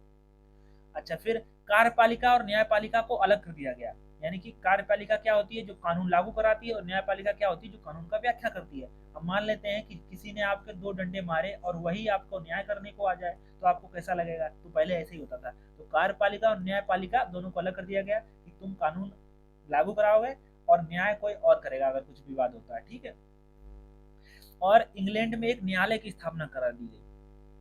क्यों इंग्लैंड में क्यों कराई गई न्यायालय की स्थापना, क्योंकि जो भी कंपनी के कर्मचारी थे उनका अगर कोई भी केस होता है, तो वो उन पर अगर कोई भी केस लगता है तो वो कहाँ देखा जाएगा, वो इंग्लैंड में देखा जाएगा, उसमें इंग्लैंड में मुकदमा चलेगा, ठीक है। फिर इसके बाद में आया 1786 का एक्ट ऑफ सेटलमेंट। इसमें क्या हुआ कि गवर्नर जनरल को प्रधान सेनापति बना दिया गया, प्रधान सेनापति। आज भी देखते होंगे कि हमारे भारत में सर्वोच्च यानी कि प्रथम नागरिक कौन है, उनका नाम है राष्ट्रपति। तो राष्ट्रपति क्या होते हैं, तीनों सेनाओं के क्या होते हैं, कमांडर इन चीफ होते हैं, तीनों सेनाओं का इनको तीनों सेनाएं आदेश पालन करती हैं, ठीक है। तो पहले क्या हुआ, तो यहीं से वो नींव पड़ी है, गवर्नर जनरल को सेना का प्रधान सेनापति बना दिया गया। फिर आया 1793 का राजलेख। इसमें क्या हुआ कि 21 अप्रैल 1793 से आईसीएस शुरू कर दी गई, आईसीएस भारत में आईसीएस शुरू कर दी। आईसीएस मतलब इंडियन सिविल सर्विसेज की शुरुआत हो गई, और इसके जनक कौन थे, उनका नाम था लॉर्ड कॉर्नवालिस। क्या नाम था उनका, लॉर्ड कॉर्नवालिस। आपसे पूछा जाएगा भारत में सिविल सेवा के जनक कौन है, उनका नाम है लॉर्ड कॉर्नवालिस। क्या नाम है, लॉर्ड कॉर्नवालिस, ठीक है दोस्त। और एक चीज और यहाँ पर ध्यान रखना है, इसी के तहत दोस्तों जो कंपनी का व्यापारिक अधिकार था वो 20 वर्षों के लिए और बढ़ा दिया गया। अभी तक ऐसा कोई क्वेश्चन आया नहीं, तो मैंने सम्मिलित नहीं किया है। और ध्यान देना है, अंग्रेज अफसरों के वेतन भारतीय राजस्व से दिए जाने लगे। अंग्रेज अफसरों के वेतन भारतीय राजस्व से दिए जाने लगे, मतलब कि जो अंग्रेज यहाँ से जो लूट करते थे, जो पैसा इकट्ठा करते थे, जो कर इकट्ठा करते थे, और यहाँ पर जो अंग्रेज थे, जो अफसर थे, ये अंग्रेज अफसर कहाँ के थे, ब्रिटेन के थे। तो सरकार को सैलरी कहाँ की, ब्रिटेन की सरकार इन्हें सैलरी देती थी, ब्रिटेन से सैलरी मिलती थी। लेकिन अब क्या प्रावधान हुआ कि यहाँ पर जो भी इकट्ठा करो उसी में से आपको सैलरी दी जाएगी, ठीक है। तो अंग्रेजों के अफसरों के वेतन भारतीय राजस्व से दिए जाने लगे, किस अधिनियम से, तो राइट आंसर 1793 का चार्टर लेख। फिर राजस्व बोर्ड और पुलिस बोर्ड की स्थापना करी गई। क्या, राजस्व बोर्ड और पुलिस बोर्ड की स्थापना कर दी गई, ठीक है। अच्छा, एक चीज यहाँ पर और भी प्रावधान हुआ कि गवर्नर जनरल को आर्मी चीफ घोषित कर दिया गया। यहाँ पर एक पॉइंट लिख लेना है कि गवर्नर जनरल को आर्मी चीफ बना दिया गया, अब चीफ बना दिया गया, ठीक है। अब गवर्नर जनरल को आर्मी चीफ घोषित कर दिया गया, एक प्रावधान यहाँ पर ये भी कर लेना। फिर आता है 1813 का चार्टर एक्ट, यानी कि बहुत ही इंपॉर्टेंट दोस्तों है, बहुत ही इंपॉर्टेंट, ये समझिए। सबसे पहले प्रावधान क्या हुआ कि ईसाई मिशनरियों को भारत में आगमन हुआ। ईसाई मिशनरी कौन? जो पंडित पुरोहित होते हैं हिंदू धर्म में, उसी तरीके से जो अंग्रेज थे उनके ईसाई मिशनरी को भारत में आने की सुविधा मिली 1813 में। इसमें क्या होता है, ये लोग भारत आए और भारत जब आकर इन्होंने देखा कि जो लोग जो थे हिंदू धर्म, मुस्लिम धर्म और बाकी अन्य धर्म, उनको कन्वर्ट करना शुरू कर दिया, यानी कि ईसाई बनाना इन्होंने शुरू कर दिया। और इन्होंने लालच दिया कि अगर आप ईसाई बन जाओगे तो आपके लड़के बच्चे पढ़ाएंगे लिखाएंगे, रहने को देंगे, मकान देंगे, ये देंगे, ये सुविधा करेंगे। आज भी ऐसा होता है, आज भी होता है। आज भी बहुत ईसाई में कन्वर्ट होते हैं, हिंदू मुस्लिम, और ये सारे लोग ज़्यादातर हिंदू ही होते हैं। जो नीचे दबे कुछ लोग हैं जिनके पास खाने पीने को कम व्यवस्था है, घर नहीं, मकान नहीं, तो आज भी ईसाई लोग कहते हैं हम आपको घर देंगे, मकान देंगे, शादी करवाएंगे और पढ़ने को बच्चे को आपको स्कूल में भेजेंगे, मेडिकल सुविधा देंगे, सारा देंगे, बस आप क्या कर लो, मेरा धर्म ईसाई धर्म अपना लीजिए। ठीक है, तो ये सुविधा कहाँ, ये जो है प्रथा कहाँ से चल गई? तो 1813 का जो अभिलेख था उससे ईसाई मिशनरियों का आगमन हुआ। ठीक, फिर भारतीय शिक्षा के लिए प्रतिवर्ष 1 लाख रुपए आवंटित किए गए। भारतीय शिक्षा के लिए प्रतिवर्ष 1 लाख रुपए। ये 1 लाख रुपए दया आ गई इसलिए नहीं आवंटित किए गए कि भारतीयों को पढ़ाया जाए, वो इसलिए आवंटित कर लिए गए क्योंकि जो अंग्रेज बोलते थे वो इधर हिंदुओं को या मुसलमानों को या भारतीयों को समझ में नहीं आता था, और जो भारतीय बोलते थे वो इन्हें समझ नहीं आता। तो किसी ने सलाह दी कि ऐसा करो, इनको थोड़ा बहुत पढ़ाओ लिखाओ। और जो पढ़ाने लिखाने के बाद में जो नीचे तबके के लोग हैं, भैया अंग्रेज पॉपुलेशन थोड़ा लिमिटेड है, क्योंकि अंग्रेजों के पास में भारतीय सेना, काफी सेना थी, भारतीय लोग बहुत सारे लोग काम करते थे। तो इसी में दिक्कत ये हो जाती थी कि जो लोग ये बताते थे ये समझ नहीं पाते थे, तो इन्हीं में से पढ़ाना शुरू कर दिया कि ऐसा करो तुम अंग्रेजी सीखो। तो भारतीय शिक्षा के लिए प्रतिवर्ष 1 लाख रुपए आवंटित किया गया। फिर कंपनी का व्यापारिक एकाधिकार समाप्त हुआ। मोस्ट इंपोर्टेंट क्वेश्चन दोस्तों, पूछा जाएगा, बताओ कंपनी का व्यापारिक एकाधिकार कब समाप्त हुआ? तो कोई बहुत से लोग 1833 लगाते थे, लेकिन 1833 दोस्तों आपको तब लगाना है जब आपसे पूछा जाए संपूर्ण रूप से, पूछा जाए कि संपूर्ण रूप से व्यापारिक एकाधिकार कब समाप्त हुआ, तो 1833 है। लेकिन पूछे कंपनी का व्यापारिक एकाधिकार कब समाप्त हुआ, तो राइट आंसर है 1813। और उसमें एक यहाँ पर यह भी लिखा हो रहता है कि कंपनी का व्यापारिक एकाधिकार समाप्त हुआ सिवाय चाय और चीन को छोड़कर। तो राइट आंसर 1813, यानी कि कंपनी का अभी तक एकाधिकार था कि कोई भी व्यक्ति अंग्रेजों में से भी कि कंपनी के सिवा कोई व्यापार नहीं करेगा, ये चीजें थी। ठीक है, लेकिन जब वहाँ की संसद में वहाँ के लोगों ने कहा ऐसा करो, अब हमें भी भारत जाना है, तो दबाव डाला होगा, तो इसीलिए ऐसा करके एक नियम भेजा गया कि कंपनी पर व्यापारिक एकाधिकार समाप्त होता है सिर्फ चाय को छोड़कर और चीन देश के साथ में छोड़कर। ठीक है,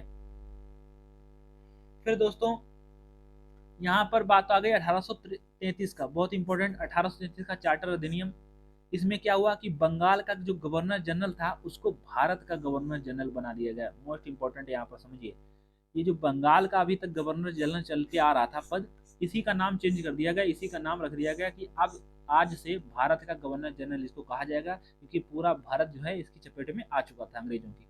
तो सबसे पहला बात ये होता है कि भारत का प्रथम गवर्नर जनरल कौन? तो right answer Lord William Bentinck. ऐसा कोई एग्जाम नहीं जिसमें यहाँ से क्वेश्चन बना नहीं, तो ये देखिए लॉर्ड विलियम बेंटिक। लेकिन पूछें कि अंतिम कौन, तो अंतिम भी तो यही होगा, बंगाल का अंतिम गवर्नर जनरल तो लॉर्ड विलियम बेंटिक। लेकिन पूछे बंगाल का प्रथम गवर्नर जनरल, जो भी हमने पीछे डिस्कस किया 1773 में, तो लॉर्ड विलियम बेंटिक कौन हो गए? बंगाल के अंतिम गवर्नर जनरल। लेकिन भारत का प्रथम गवर्नर जनरल, भारत जब नाम हो जाए तो लॉर्ड विलियम बेंटिक। इन सभी क्वेश्चनों को आपको पॉइंट बना के लिखना है। कैसे लिखना है आपको? ऐसे लिखना है, बंगाल का अंतिम governor general Lord William Bentinck. फिर दूसरा पॉइंट बनाना, भारत का प्रथम governor general Lord William Bentinck. तो ये दोनों एक ही नाम है। ठीक है, इसमें क्या हुआ कि गवर्नर जनरल ऑफ बंगाल को गवर्नर जनरल ऑफ इंडिया घोषित कर दिया गया। फिर कंपनी के सभी व्यापारिक एकाधिकार समाप्त हो गए। पिछली बार जो चीन और चाय छोड़ी थी वो भी समाप्त कर दिया गया। कंपनी के सभी व्यापारिक एकाधिकार समाप्त हो गए। फिर ब्रिटिश नागरिकों को भूमि खरीदने का अधिकार मिल गया। ब्रिटिश नागरिकों को क्या मिल गया? भूमि खरीदने का अधिकार। कहाँ भूमि खरीदने का अधिकार? भारत में। यानी कि जो भी ब्रिटिश नागरिक हैं वो भारत में भूमि खरीद सकते हैं, क्योंकि अपना ही मामला है। और नौकरी का अधिकार, नौकरी का अधिकार किसे मिला? ये भारतीयों को मिला, भारतीयों को। ध्यान दें कि क्या हुआ कि कंपनी के अधीन काम करने का अधिकार मिला, लेकिन किसी बिना कोई भेदभाव के। अब समझिए, भेदभाव भारत में शुरुआत से भेदभाव होता चला आ रहा है। जो जो ऊंचे के लोग हैं, मतलब जिनके पास पैसा धन दौलत है, वो नीचे वालों को भेदभाव करते थे कि हमें छूना नहीं, हमारे पास आना नहीं, तुम्हारे पास घिन आती है, तुम नीचे के लोग हो, तो ये सारी चीजें। तो कंपनी ने कहा कि हम बिना किसी भेदभाव के, अगर आप चाहे काले हो, चाहे गोरे हो, चाहे कोई भी हो, आपको कंपनी में नौकरी करने का अधिकार है। यहाँ पर आज भी हमारे संविधान में लिखा गया है। अब आप अनुच्छेद जब आगे पढ़ेंगे तो उसमें क्या कहा गया है कि कोई भी भेदभाव नहीं किया जाएगा। जब सरकारी नौकरी निकलती है तो उसमें ये तो नहीं कहा जाता है कि काले वाले लोग फॉर्म नहीं डालेंगे या नीचे के लोग SC ST को कोई फॉर्म नहीं डालेगा, तो ऐसा तो नहीं है। फिर इसमें एक प्रावधान किया गया, मैकाले आयोग की स्थापना की गई। मैकाले आयोग 1835 में। एक क्वेश्चन डायरेक्ट यहाँ से बनता है कि मैकाले आयोग की स्थापना कब हुई, तो राइट आंसर 1835 में। इसने क्या किया कि अंग्रेजी को जो भारत की आधिकारिक भाषा बना दिया गया, आधिकारिक भाषा बना दिया गया, जिससे क्या हो, मैकाले ये कहते थे कि अगर अंग्रेजी लोग भारतीय लोग पढ़ना लिखना सीख जाएंगे तो भारत के साथ में बात संवाद होगा, जिससे कि थोड़ा जो है रिश्ते में सहूलियत आएगी और चीज़ें समझने में आसान होगी। और अंग्रेजों को ये बताया कि भारत में आपको शासन करने में जो है सुविधा रहेगी, तो इसीलिए अंग्रेजी को भारत में आधिकारिक भाषा घोषित कर दिया गया 1835 में। मैकाले आयोग का स्थापना कब हुई, 1835 में हुई। ठीक है। एक विधान परिषद का गठन किया गया जिसमें 12 सदस्य होते हैं। अब ये समझिए विधान परिषद क्या होता है, हम लोग आगे और डिटेल समझेंगे। विधान परिषद का गठन हो गया, जैसे आज की बात करें, आज एक भारत में केंद्र में सरकार होती है और बहुत से राज्य हैं, बहुत से राज्य मतलब 28 राज्य हैं और 8 केंद्र शासित प्रदेश हैं। इसमें केंद्र में क्या होता है, आप सभी लोग जानते हो, राज्यसभा होती है और लोकसभा होती है। और राज्य में बनाए जाते हैं विधानमंडल। क्या नाम होता है इनका, विधानमंडल। और विधानमंडल में दो चीजें होती हैं, एक तो होता है विधान परिषद और एक होता है विधानसभा। ठीक है। तो यही विधानसभा, यहाँ पर देखिए विधानसभा का गठन हो गया। जो विधानसभा, जैसे उत्तर प्रदेश में विधानसभा 403 सीटें हैं, तो ऐसे करके हर राज्य की विधानसभा होती है। बिहार में जैसे 243 सीटें हैं, अभी हाल ही में चुनाव हुआ था, तो ऐसे विधानसभा होती हैं। तो विधानसभा का गठन किया गया, 12 सदस्य रखे गए। धीरे धीरे देखिए संविधान की नींव पड़ रही है। फिर आया 1853 का, 1853 का चार्टर एक्ट अधिनियम। तो इसमें क्या हुआ कि गवर्नर जनरल की परिषद के कार्य विभाजित कर दिए गए, प्रशासनिक और विधायी अलग कर दिए गए। यानी कि गवर्नर जनरल के जो कार्य थे उनके कार्य अलग कर दिए गए, प्रशासनिक कार्य अलग, विधायी कार्य अलग कर दिए गए। और परिषद में 6 सदस्य और नियुक्त किए गए, यानी कि टोटल 12 और 6 कितने हो गए, 18। पहले 12 तो वहां पर 1833 में विधान परिषद बन गया था और यहाँ पर 6 सदस्य और नियुक्त किए गए, 18 हो गए। फिर एक हो गया कि सिविल सेवा। सिविल सेवा जो है पहली बार लिखित परीक्षा कराई गई, सिविल सेवा की पहली बार लिखित परीक्षा कराई गई किसके शासनकाल में, लॉर्ड डलहौजी के शासनकाल में। ध्यान रखना है, लॉर्ड डलहौजी के शासनकाल में पहली बार सिविल सेवा का आयोजन किया गया। भारतीय नागरिक सेवा के लिए पहली बार लिखित परीक्षा आयोजित कराई गई, किसने कराई, लॉर्ड डलहौजी ने कराई। एक पॉइंट यहाँ पर और भी कर देते हैं कि अभी तक जो परीक्षा केंद्र है वो लंदन में ही बनते थे। लंदन मतलब ब्रिटेन में। यानी कि 1853 से लेकर 1922 तक, ध्यान दीजिए 1922 तक, गांधीवादी युग तक जो है ICS की जो परीक्षा है वो ब्रिटेन में होती थी, लेकिन 1923 से वो भारत में होने लगी। सबसे पहले इलाहाबाद में, भारत में हुई। ठीक है। अच्छा, प्रथम पास करने वाले, यानी कि जो ICS की परीक्षा पास करने वाले प्रथम व्यक्ति, उनका नाम है सुरेंद्रनाथ बनर्जी। कई बार लोग कंफ्यूजन हो जाते हैं, सत्येंद्रनाथ टैगोर लगा देते हैं, लेकिन अगर आपसे पूछा जाए प्रथम ICS ऑफिसर, उनका नाम है सत्येंद्रनाथ टैगोर। क्यों, क्योंकि ICS की परीक्षा सुरेंद्रनाथ बनर्जी ने पास तो की थी, ज्वाइन नहीं किया था, लेकिन इन्होंने, सत्येंद्रनाथ टैगोर ने ICS की परीक्षा पास भी की और ज्वाइन भी की 1864 में। ठीक है। नेक्स्ट, फिर अब देखिए 1858 का आ जाता है समय, मोस्ट इंपोर्टेंट। अब देखिए दोस्तों 1858 का समय आ गया। आप सभी लोग जानते हो 1857 में क्रांति हुई थी, 1857 की जिसको क्रांति कहते हैं। दोस्तों ये तो हम हिस्ट्री में पढ़ेंगे संपूर्ण तरीके से। जब ये क्रांति हुई, इसके बाद में कंपनी को बंद कर दिया गया। ऐसा कहा गया कि ऐसा करो, अब तुम कंपनी रहने दो चलाने को, अब हम भारतीयों को हम जो है देख लेंगे। कौन, ब्रिटेन की संसद। तो 1858 का अधिनियम एक आया, जिसमें क्या प्रावधान किया गया कि ईस्ट इंडिया कंपनी बंद कर दी गई। आपसे ऐसे पूछा जाएगा, बताओ किस अधिनियम के तहत ईस्ट इंडिया कंपनी बंद कर दी गई। Right answer 1858। इस समय महारानी विक्टोरिया थी जो सम्राज्ञी घोषित हो गई, यानी कि अब जो भी शासन होगा वो महारानी विक्टोरिया के अंतर्गत होगा। भारत का जो गवर्नर जनरल था उसको भारत का वायसराय कहा जाने लगा। तो भारत के गवर्नर जनरल को क्या कहा जाने लगा, भारत का वायसराय, ठीक है। पिछली भी हम लोग देख चुके हैं कि कैसे कैसे पद का नाम चेंज हुआ। तो आपसे यू पहले पूछा जाएगा कि बताओ भारत का प्रथम वायसराय। तो देखिए वही बात आ गई फिर से कि भारत का अगर प्रथम वायसराय की बात करें तो राइट आंसर है लॉर्ड कैनिंग। क्या नाम है? Lord Canning. ये भारत के प्रथम वायसराय हैं। लेकिन अगर पूछे भारत का अंतिम गवर्नर जनरल, तो भी ध्यान रखना है आपको, लॉर्ड कैनिंग ही हो जाएगा। बिल्कुल सेम पिछली तरीके से। इसीलिए ये फायदा होता है कि अगर आप एक साथ कोई चैप्टर पढ़ते हैं तो उसमें जो भी बदलाव होता है वो एक ही दिन में समझ में आ जाता है। मान लिया आपने एक चैप्टर पढ़ा पर अगले दिन पढ़ा यही भारतीय संविधान विकास, अगर आपने 10 दिन में पढ़ा होता तो सोचिए आपका कितना टाइम जाता और आगे पीछे समझ में कंफ्यूजन भी हो जाता है, ठीक है। इसमें एक नया पद बनाया गया जिसमें नाम रखा गया भारत का राज्य सचिव। अब समझिए भारत का शासन अभी तक तो बंगाल के या भारत के गवर्नर जनरल चलाते थे, लेकिन अब भारत का शासन कैसे चलेगा ये समझिए। भारत का शासन कैसे चलेगा ये समझिए। एक होगा भारत का सचिव। कौन होगा? भारत का सचिव। अब ये जो भारत का सचिव होगा ये रहेगा ब्रिटेन में। कहाँ रहेगा? ब्रिटेन में। ये ब्रिटेन में बैठेगा। एक होगा भारत का वायसराय। कौन होगा? भारत का वायसराय। वायसराय ये भारत में रहेगा। अब समझिए भारत का शासन कैसे चलाएगा। एक तो भारत का सचिव होगा वो ब्रिटेन में रहेगा, और भारत का वायसराय होगा वो भारत में होगा। भारत का वायसराय भारत के सचिव को अपडेट करेगा जो ब्रिटेन में रहेगा, और यहीं से जो कानून बनकर आएगा वो भारत के वायसराय बनाएंगे और भारत के वायसराय नीचे कानून चलवाएंगे, ठीक है। तो ये सिस्टम अपना दिया गया, ठीक है। महत्वपूर्ण तथ्य ये है कि इसकी घोषणा हुई 1 नवंबर 1958, सॉरी 1858 में। कहां पर हुई? इलाहाबाद के मिंटो पार्क में। आपसे पूछा जाएगा कि जो 1858 की जो घोषणा हुई थी वो कहाँ हुई थी, तो इलाहाबाद के मिंटो पार्क में हुई थी 1 नवंबर 1858 को, ठीक है। एक क्वेश्चन यहाँ पर और भी समझ लेना।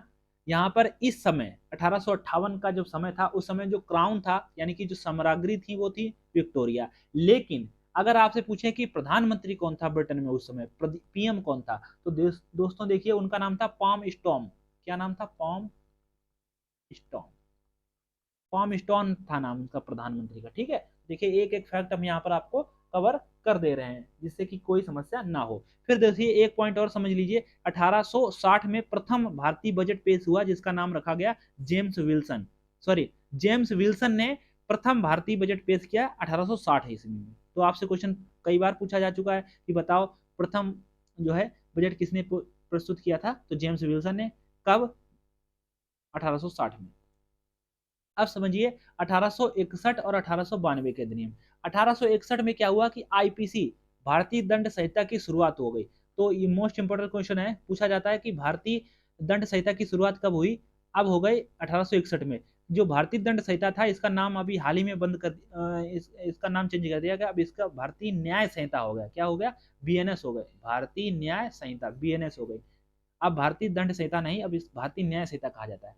वायसराय को अध्यादेश जारी करने की शक्ति मिल गई। अध्यादेश क्या होता है? अध्यादेश वो होता है दोस्तों जब संसद का सत्र ना चलता हो, अगर उस समय इमरजेंसी में कोई कानून बनाना पड़ जाए तो जो उस राज्य का सर्वोच्च व्यक्ति होगा वो एक अध्यादेश जारी कर देगा। अध्यादेश वो एक कानून बन जाएगा कुछ समय के लिए, और वो कानून सबको फॉलो करना पड़ेगा। तो आज भी ये प्रावधान है कि भारत के राष्ट्रपति अध्यादेश जारी करते हैं। राष्ट्रपति अध्यादेश जारी करने की शक्ति भारत में किसे है? राष्ट्रपति को है, ठीक है। तो वायसराय को अध्यादेश जारी करने की शक्ति मिली। पोर्टफोलियो प्रणाली शुरू कर दी गई लॉर्ड कैनिंग के द्वारा दोस्तों। फिर 1862 में 3 हाई कोर्ट की स्थापना हुई। भैया हम पढ़ चुके हैं 1774 में कलकत्ता में सर्वोच्च न्यायालय की स्थापना हुई थी, लेकिन 1862 में हाई कोर्ट बनाए गए। कहाँ? कलकत्ता, मद्रास और बंबई में। कलकत्ता, मद्रास, बंबई में क्या बनाए गए? High court. और यहाँ पर मेयर कोर्ट की स्थापना भी पीछे हम लोग पढ़ चुके हैं, ठीक है। ये सब लोग कंठस्थ कर लेना आप सभी लोग। फिर आप देखेंगे यहाँ पर, अब दोस्तों यहाँ पर जो मैं फैक्ट बताने जा रहा हूँ वो बहुत ही इंपॉर्टेंट है।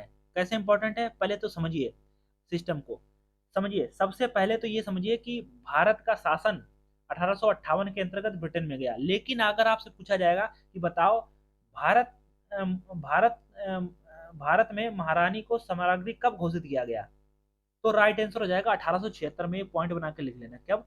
1876 में। 1858 मत लगा देना, क्योंकि जब मैं इस समय क्वेश्चन अटेम्प्ट कर रहा था घटना चक्र में तो ये प्रावधान वहां पर दिया गया था। जो एक पॉइंट है बहुत इंपॉर्टेंट है, ध्यान रखना। कंफ्यूजन हो जाएगा आप 1858 लगा देंगे, तो ध्यान रखना 1876 में महारानी को भारत की साम्राज्ञी घोषित किया गया। एक ये पॉइंट आपको ऐड कर लेना है। दूसरा एक पॉइंट बहुत ही पीसीएस लेवल का, केंद्रीय विधान परिषद में 3 भारतीय शामिल किए गए। एक पटियाला के राजा नरेंद्र सिंह, दूसरा बनारस के राजा देवनारायण सिंह, तीसरा सर दिनकर राव। ये 3 लोगों को केंद्रीय विधान परिषद में शामिल किया गया पहली बार में, भारतीय लोगों को। ठीक है, तो ये शामिल करना है। इसी बीच में आप सभी लोग जानते हो, जब ये समय निकला तो हम लोग इसको हिस्ट्री में पढ़ेंगे, कांग्रेस की स्थापना हो गई थी 1885 में। फाउंडर ए ओ होम थे, बॉम्बे में स्थापना हुई थी। पहले डब्ल्यू.सी. बनर्जी तेजपाल संस्कृत विद्यालय में हुई। तो ये तो हिस्ट्री में पढ़ लेंगे। ठीक है, अब बात कर लेते हैं एक क्वेश्चन और यहाँ पर। 1800 अधिनियम को देख लें। भारत में निर्वाचन शब्द को पहली बार प्रयोग किया गया। भारत में निर्वाचन शब्द का पहली बार प्रयोग किया गया। अभी तक निर्वाचन होता ही नहीं था। निर्वाचन मतलब जो जिसको मार गिरा दे वही राजा बन जाता था, लेकिन निर्वाचन की प्रावधान पहली बार में 1892 में एक शब्द दिया गया, निर्वाचन शब्द। ठीक है, भारतीय सदस्यों को बजट पर बहस करने का अधिकार मिला। यानी कि भारतीय सदस्यों को क्या मिला? बजट पर बहस करने का अधिकार मिला है। मोस्ट इंपोर्टेंट क्वेश्चन है, आपसे ये पूछा जाएगा, बताओ पहली बार भारतीय लोगों को बजट पर बहस करने का अधिकार कब मिला? अभी तक भारतीयों को बोलने का अधिकार नहीं था, लेकिन अब भारतीय लोगों को बजट पर बहस करने का अधिकार मिला। धीरे धीरे लोग, भारतीय लोग भी आगे बढ़ रहे हैं, और यही कारण रहा फिर अंततः हमको आजादी मिल पाई। ठीक है, ये चीज आप ध्यान रखना है। फिर एक चीज और हम यहाँ पर पॉइंट आपको बता देते हैं, एक पॉइंट और यहाँ पर ऐड कर लेना है आपको, कि 1892 में, यहाँ पर पॉइंट ऐड कर लो, 1892 में ध्यान रखना है कि भारतीय राष्ट्रीय कांग्रेस जो है, 1892 में जो राष्ट्रीय कांग्रेस, जो कांग्रेस था, उसको भारतीय राष्ट्रीय कांग्रेस कर दिया गया दादा भाई नौरोजी के द्वारा। ये तो चलो हिस्ट्री में ही पढ़ लेंगे, इसको छोड़िए। अब आगे बढ़ते हैं।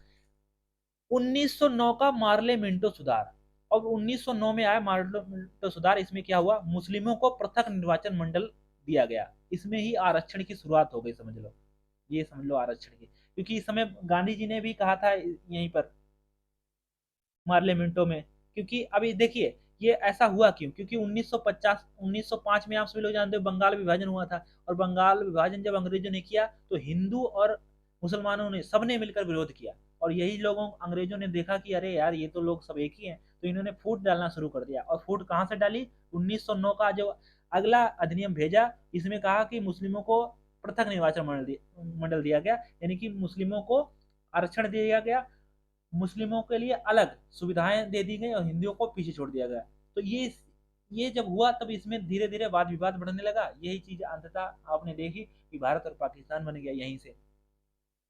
तो इसमें क्या हुआ? मुसलमानों को पृथक निर्वाचन मंडल कब दिया गया? तो राइट आंसर है 1909 में। ठीक है, यहीं से आरक्षण शब्द की शुरुआत हो जाती है, ये चीज समझ लीजिए आप। अब एक क्वेश्चन और पूछा जाएगा यहाँ से। 1909 का जो मार्ले मिंटो सुधार आया था, वो किसकी सिफारिश पर आया था? तो ध्यान रखना, यहाँ पर एक क्वेश्चन लिख लेना पीसी लेवल का। जॉर्ज अरुंडेल समिति की सिफारिश पर। क्या नाम था? जॉर्ज अरुंडेल, अरुंडेल, अरुंडेल की सिफारिश पर। अरुंडेल यहाँ पर लिख लीजिए, अरुंडेल की सिफारिश पर ये सुधार भेजा गया था। ठीक है, इसी में सांप्रदायिक निर्वाचन की व्यवस्था हो गई।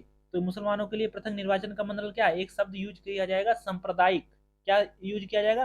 सांप्रदायिक निर्वाचन व्यवस्था। तो यहाँ पर लिख लेना है आपको, क्योंकि ये सारे जब क्वेश्चन आप अटेम्प्ट करोगे तो वहां पर मिलेंगे।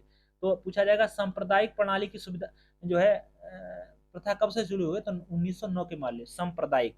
यहाँ पर लिख लेना है आपको, सांप्रदायिक, सांप्रदायिक प्रणाली की शुरुआत, प्रणाली की शुरुआत यहाँ पर लिख लो। सांप्रदायिक प्रणाली की शुरुआत हो गई यहाँ पर भारत में। और यहाँ पर आप सभी लोग जानते हो जो मार्ले थे, इनका नाम था सचिव, सॉरी सचिव जो थे वो थे मार्ले, और जो मिंटो थे ये थे वायसराय।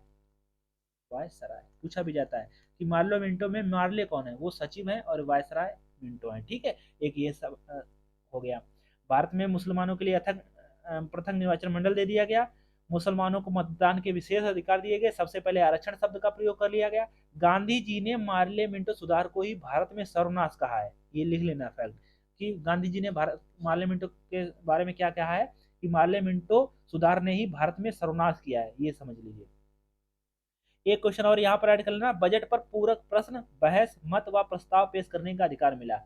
यहाँ पर बजट में कुछ भारतीयों को सुविधाएं और दी गई। अभी तक तो ये बहस कर सकते थे, लेकिन कोई भी प्रश्न या कुछ भी सुधार या कुछ भी करने के लिए कह नहीं सकते थे। तो बजट पर पूरक प्रश्न, बहस, मत व प्रस्ताव पेश करने का अधिकार जो है भारतीयों को 1909 के पार्लियामेंटो सुधार में दिए गए। ठीक है। अच्छा, यहाँ पर पहले वायसराय की कार्य समिति में शामिल होने वाले व्यक्ति जो है सत्येंद्र प्रसाद सिन्हा को बनाया गया विधि सदस्य के रूप में। आप ये क्वेश्चन ऐड कर लेना, इस लेवल का है क्या, कि पहला भारतीय जो वायसराय की कार्यकारी परिषद में शामिल हुए।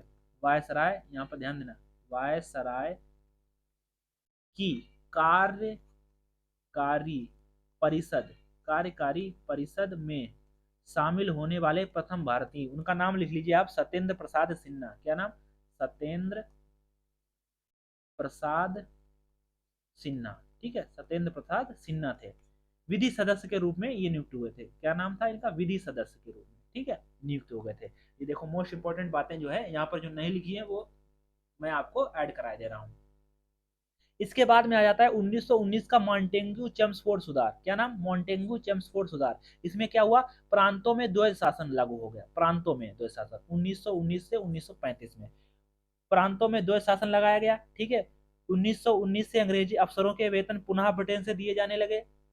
एक यहाँ पर पॉइंट ये है कि यहाँ से 1919 से जो ब्रिटेन अफसरों के जो वेतन थे, यहाँ पर लिख लेना, आप नोट्स बना रहे होगे इसलिए मैं पूरा कवर कराया जा रहा हूँ। 1919 से जो वेतन थे वो फिर ब्रिटेन से दिए जाने लगे, ब्रिटेन अफसरों के। अभी तक तो भारत से दिए जा रहे थे, लेकिन अब फिर से ब्रिटेन से दिए जाने लगे। ठीक है। देश में द्विसदनीय व्यवस्था का प्रावधान किया गया। द्विसदनीय मतलब आज भी देश में द्विसदनीय व्यवस्था है, एक लोकसभा एक राज्यसभा। ऐसे ही देश में द्विसदनीय व्यवस्था का प्रावधान किया गया और प्रत्यक्ष मतदान जो है शुरुआत किया गया। प्रत्यक्ष मतदान की प्रणाली की शुरुआत की गई और महिलाओं को वोट देने का अधिकार दिया गया। महिलाओं को अभी तक वोट देने का कोई अधिकार नहीं था।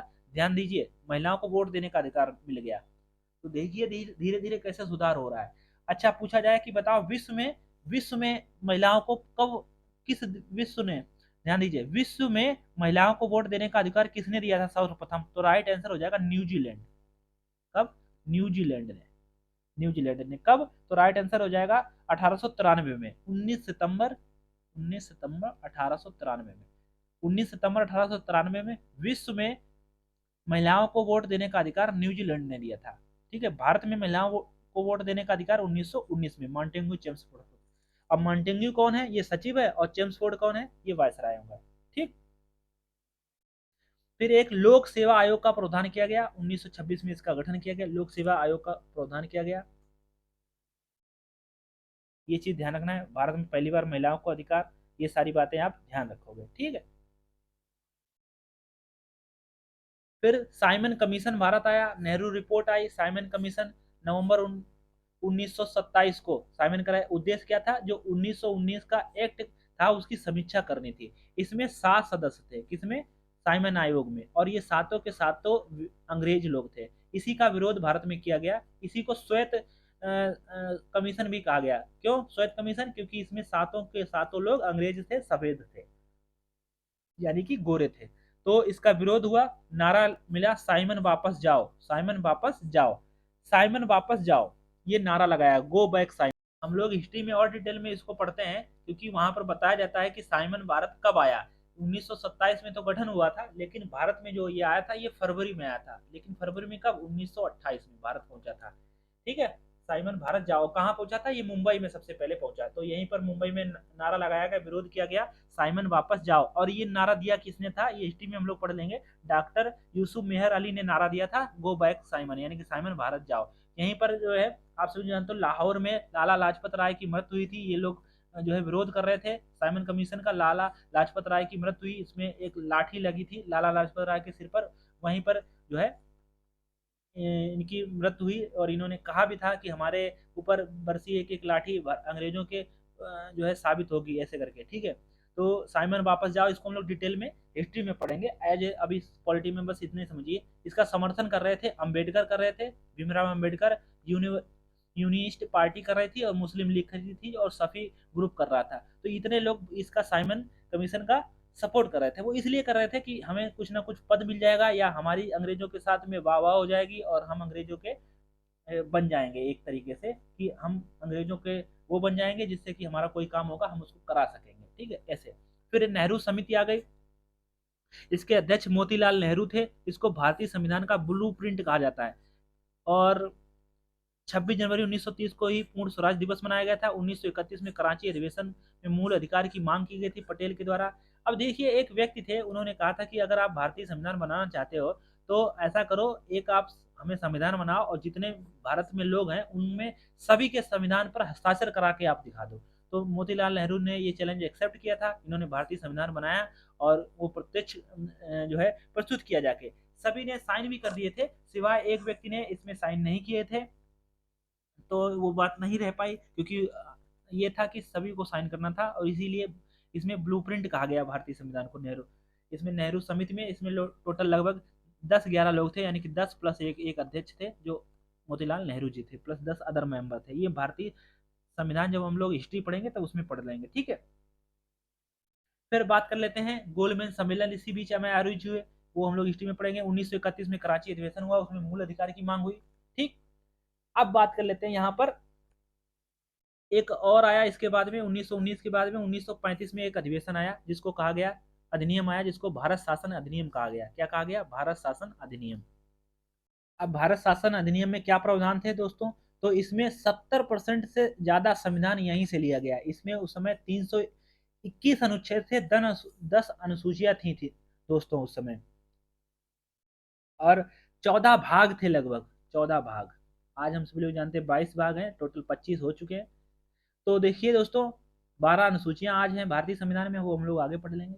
अच्छा, इसमें 3 सूचियां भी बनाई थी, संघ सूची, प्रांतीय सूची, समवर्ती सूची, जिसमें संघ सूची में 59 और प्रांतीय सूची में 54 और समवर्ती सूची में 36 विषय भी शामिल किए गए थे। सोचिए, 321 अनुच्छेद उस समय 1935 में अंग्रेजों ने बना दिए थे कि ये करना है, ये नहीं करना है। इसमें प्रावधान क्या किया गया? प्रांतों में द्वैध शासन समाप्त कर दिया गया, केंद्र में शुरू कर दिया गया। केंद्र में द्वैध शासन आज भी लगता है दोस्तों, आप लोग देखते होंगे कि केंद्र में भी कुछ टैक्स जा रहा है, कुछ राज्य में भी जा रहा है। प्रांतों में द्वैध शासन समाप्त कर दिया गया। प्रांतों में द्वैध शासन आप सब लोग जानते हो कब लगा था, पीछे पड़ चुके हैं। प्रांतों में द्वैध शासन समाप्त कर केंद्र में शुरू कर दिया गया, और एक संघीय न्यायालय की स्थापना की गई, और दिल्ली में 1937 में। ये देखो, मोस्ट इंपोर्टेंट पूछा जाएगा, संघीय न्यायालय की स्थापना 1935 में कहाँ की गई? दिल्ली में 1937 में। और 1 अप्रैल 1935 को आरबीआई की स्थापना करी गई। 1937 में बर्मा, यानी कि जो म्यांमार है, भारत को अलग कर दिया गया, भारत से अलग कर दिया गया, ठीक। अब बात कर लेते हैं, इसी में पीछे 1935 में आप देखोगे तो यूपीएससी की भी स्थापना उसी में हो गई थी। और एक चीज और बता देते हैं, इसमें अखिल भारतीय संघ भी यहाँ पर था, जिसमें 11 ब्रिटिश प्रांत थे, 6 ब्रिटिश कमिश्नरी थे, देशी रियासत थे, वो देख लेंगे। फिर आगे संविधान सभा की मांग होने लगी कि भैया भारतीय संविधान सभा की मांग जो है कैसे कैसे सिस्टम चला। तो सबसे पहले समझिए, 1895 में एक व्यक्ति थे जिनका नाम था बाल गंगाधर तिलक। इन्होंने मौखिक रूप से संविधान सभा की मांग की थी। ऐसे क्वेश्चन बनता है कि मौखिक रूप से संविधान सभा की 1895 में किसने मांग की थी? तो बाल गंगाधर तिलक। फिर 1934 में एम एन रॉय ने औपचारिक तौर पर संविधान सभा की मांग की, ठीक है। फिर 1 अगस्त प्रस्ताव आया था, उसमें भी संविधान सभा की मांग की गई थी, लेकिन वो जो ये वायसराय था, वो लिथुओ ने संविधान सभा की मांग को स्वीकारा था, लेकिन शर्तों पर स्वीकारा स्वीकारा था। और वो क्या शर्तें थी वो तो हम लोग पढ़ते हैं, कहाँ पढ़ते हैं? संविधान में पढ़ते हैं। इसमें काफी जो है इन्होंने शर्तें बनाई थी, जो वो शर्तें हम लोगों ने, कांग्रेस ने स्वीकार की नहीं, तो इसीलिए नेहरू ने क्या कहा? दरवाजे पर जंग लगी कील कहा इसको। दरवाजे पर जंग लगी कील कहा, कि यानी कि अब वो बात नहीं रही। फिर व्यक्तिगत सत्याग्रह 1940 में विचार, गांधी जी ने दिल्ली चलो आंदोलन भी इसको कहा जाता है। किसको? व्यक्तिगत सत्याग्रह को दिल्ली चलो आंदोलन भी कहा जाता है। और फर्स्ट सत्याग्रही कौन थे? विनोबा भावे थे, और सेकंड जवाहरलाल नेहरू थे। आपसे क्वेश्चन पूछा जाएगा, प्रथम सत्याग्रही विनोबा भावे था, आपने ये सुने होता, लेकिन जवाहरलाल नेहरू को सेकंड जो है सत्याग्रही माना जाता है, व्यक्तिगत सत्याग्रह अपनाने वाला जवाहरलाल नेहरू, ठीक। इसके बाद में दोस्तों क्रिप्स मिशन आया भारत में। क्रिप्स मिशन 1942 में आया। अच्छा, ये जो डिटेल में हम लोग हिस्ट्री में पढ़ेंगे, ये चीज आप ध्यान रखना है।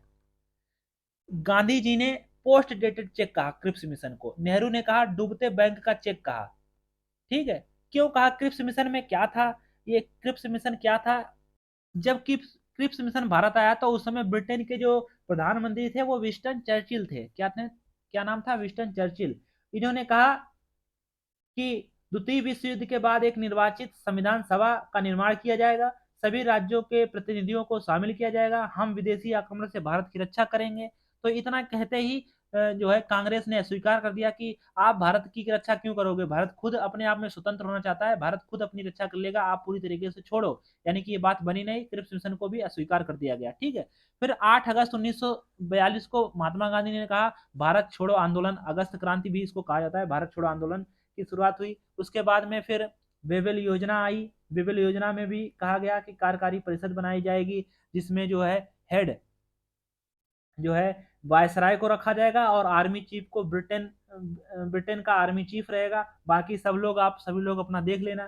ठीक है। लेकिन कार्यकारी परिषद में सिर्फ हेड को वायसराय यानी कि जो प्रमुख यानी कि राष्ट्रपति जो इस समय है वो ब्रिटेन के होते और आर्मी चीफ भी ब्रिटेन के होते। फिर भारत ने स्वीकार कर दिया कि हमें नहीं चाहिए ऐसी जो है चीजें। तो मुस्लिम हिंदुओं की संख्या बराबर की जाएगी, इसमें भारत छोड़ो आंदोलन के सभी क्रांतिकारियों को रिहा रिहा कर दिया जाएगा। एक जो वेवेल योजना आई थी बीच में, वेवेल योजना आप पढ़ेंगे, विवेल योजना, उसमें भी इनको हमने इनकार कर दिया। ठीक है। फिर शिमला सम्मेलन हुआ था, वो तो अलग की बात है, वो हिस्ट्री की बात है। शिमला सम्मेलन 1945 में हुआ था। ये दिन इसी के आगे अगर सीक्वेंस में चलते चले जाएं, अध्यक्ष अबुल कलाम आजाद थे उस समय, ये भी विफल रहा। अच्छा, फिर इसके बाद में 1945 में ही यूएनओ की स्थापना भी हो गई थी। आप सभी लोग जानते हो 24 अक्टूबर 1945 को यूएनओ की स्थापना हो गई। ठीक है, जिसका हेडक्वार्टर न्यूयॉर्क में स्थित है, अमेरिका में। इसके बाद में फिर कैबिनेट मिशन योजना बनी थी, ये था सीक्वेंस। कैबिनेट मिशन योजना 1946 में बनाई गई। ठीक है, 1946 में। इसी में संविधान सभा का गठन हुआ। आपसे पूछा जाएगा बताओ संविधान सभा का गठन किस योजना के तहत हुआ, तो कैबिनेट मिशन योजना के तहत भी संविधान सभा का गठन किया गया। इस समय प्रधानमंत्री कौन था, इस समय प्रधानमंत्री कौन था ये भी समझ लीजिए। ब्रिटेन के इस समय प्रधानमंत्री कौन थे, वो थे क्लीमेंट एटली। क्या नाम था उनका, क्लीमेंट एटली। क्लीमेंट एटली, आप लिख लेना अपने नोट्स पर, क्लीमेंट एटली थे। वायसराय था लॉर्ड वेवेल। इससे पहले वेवेल योजना आई थी ना, लॉर्ड वेवेल।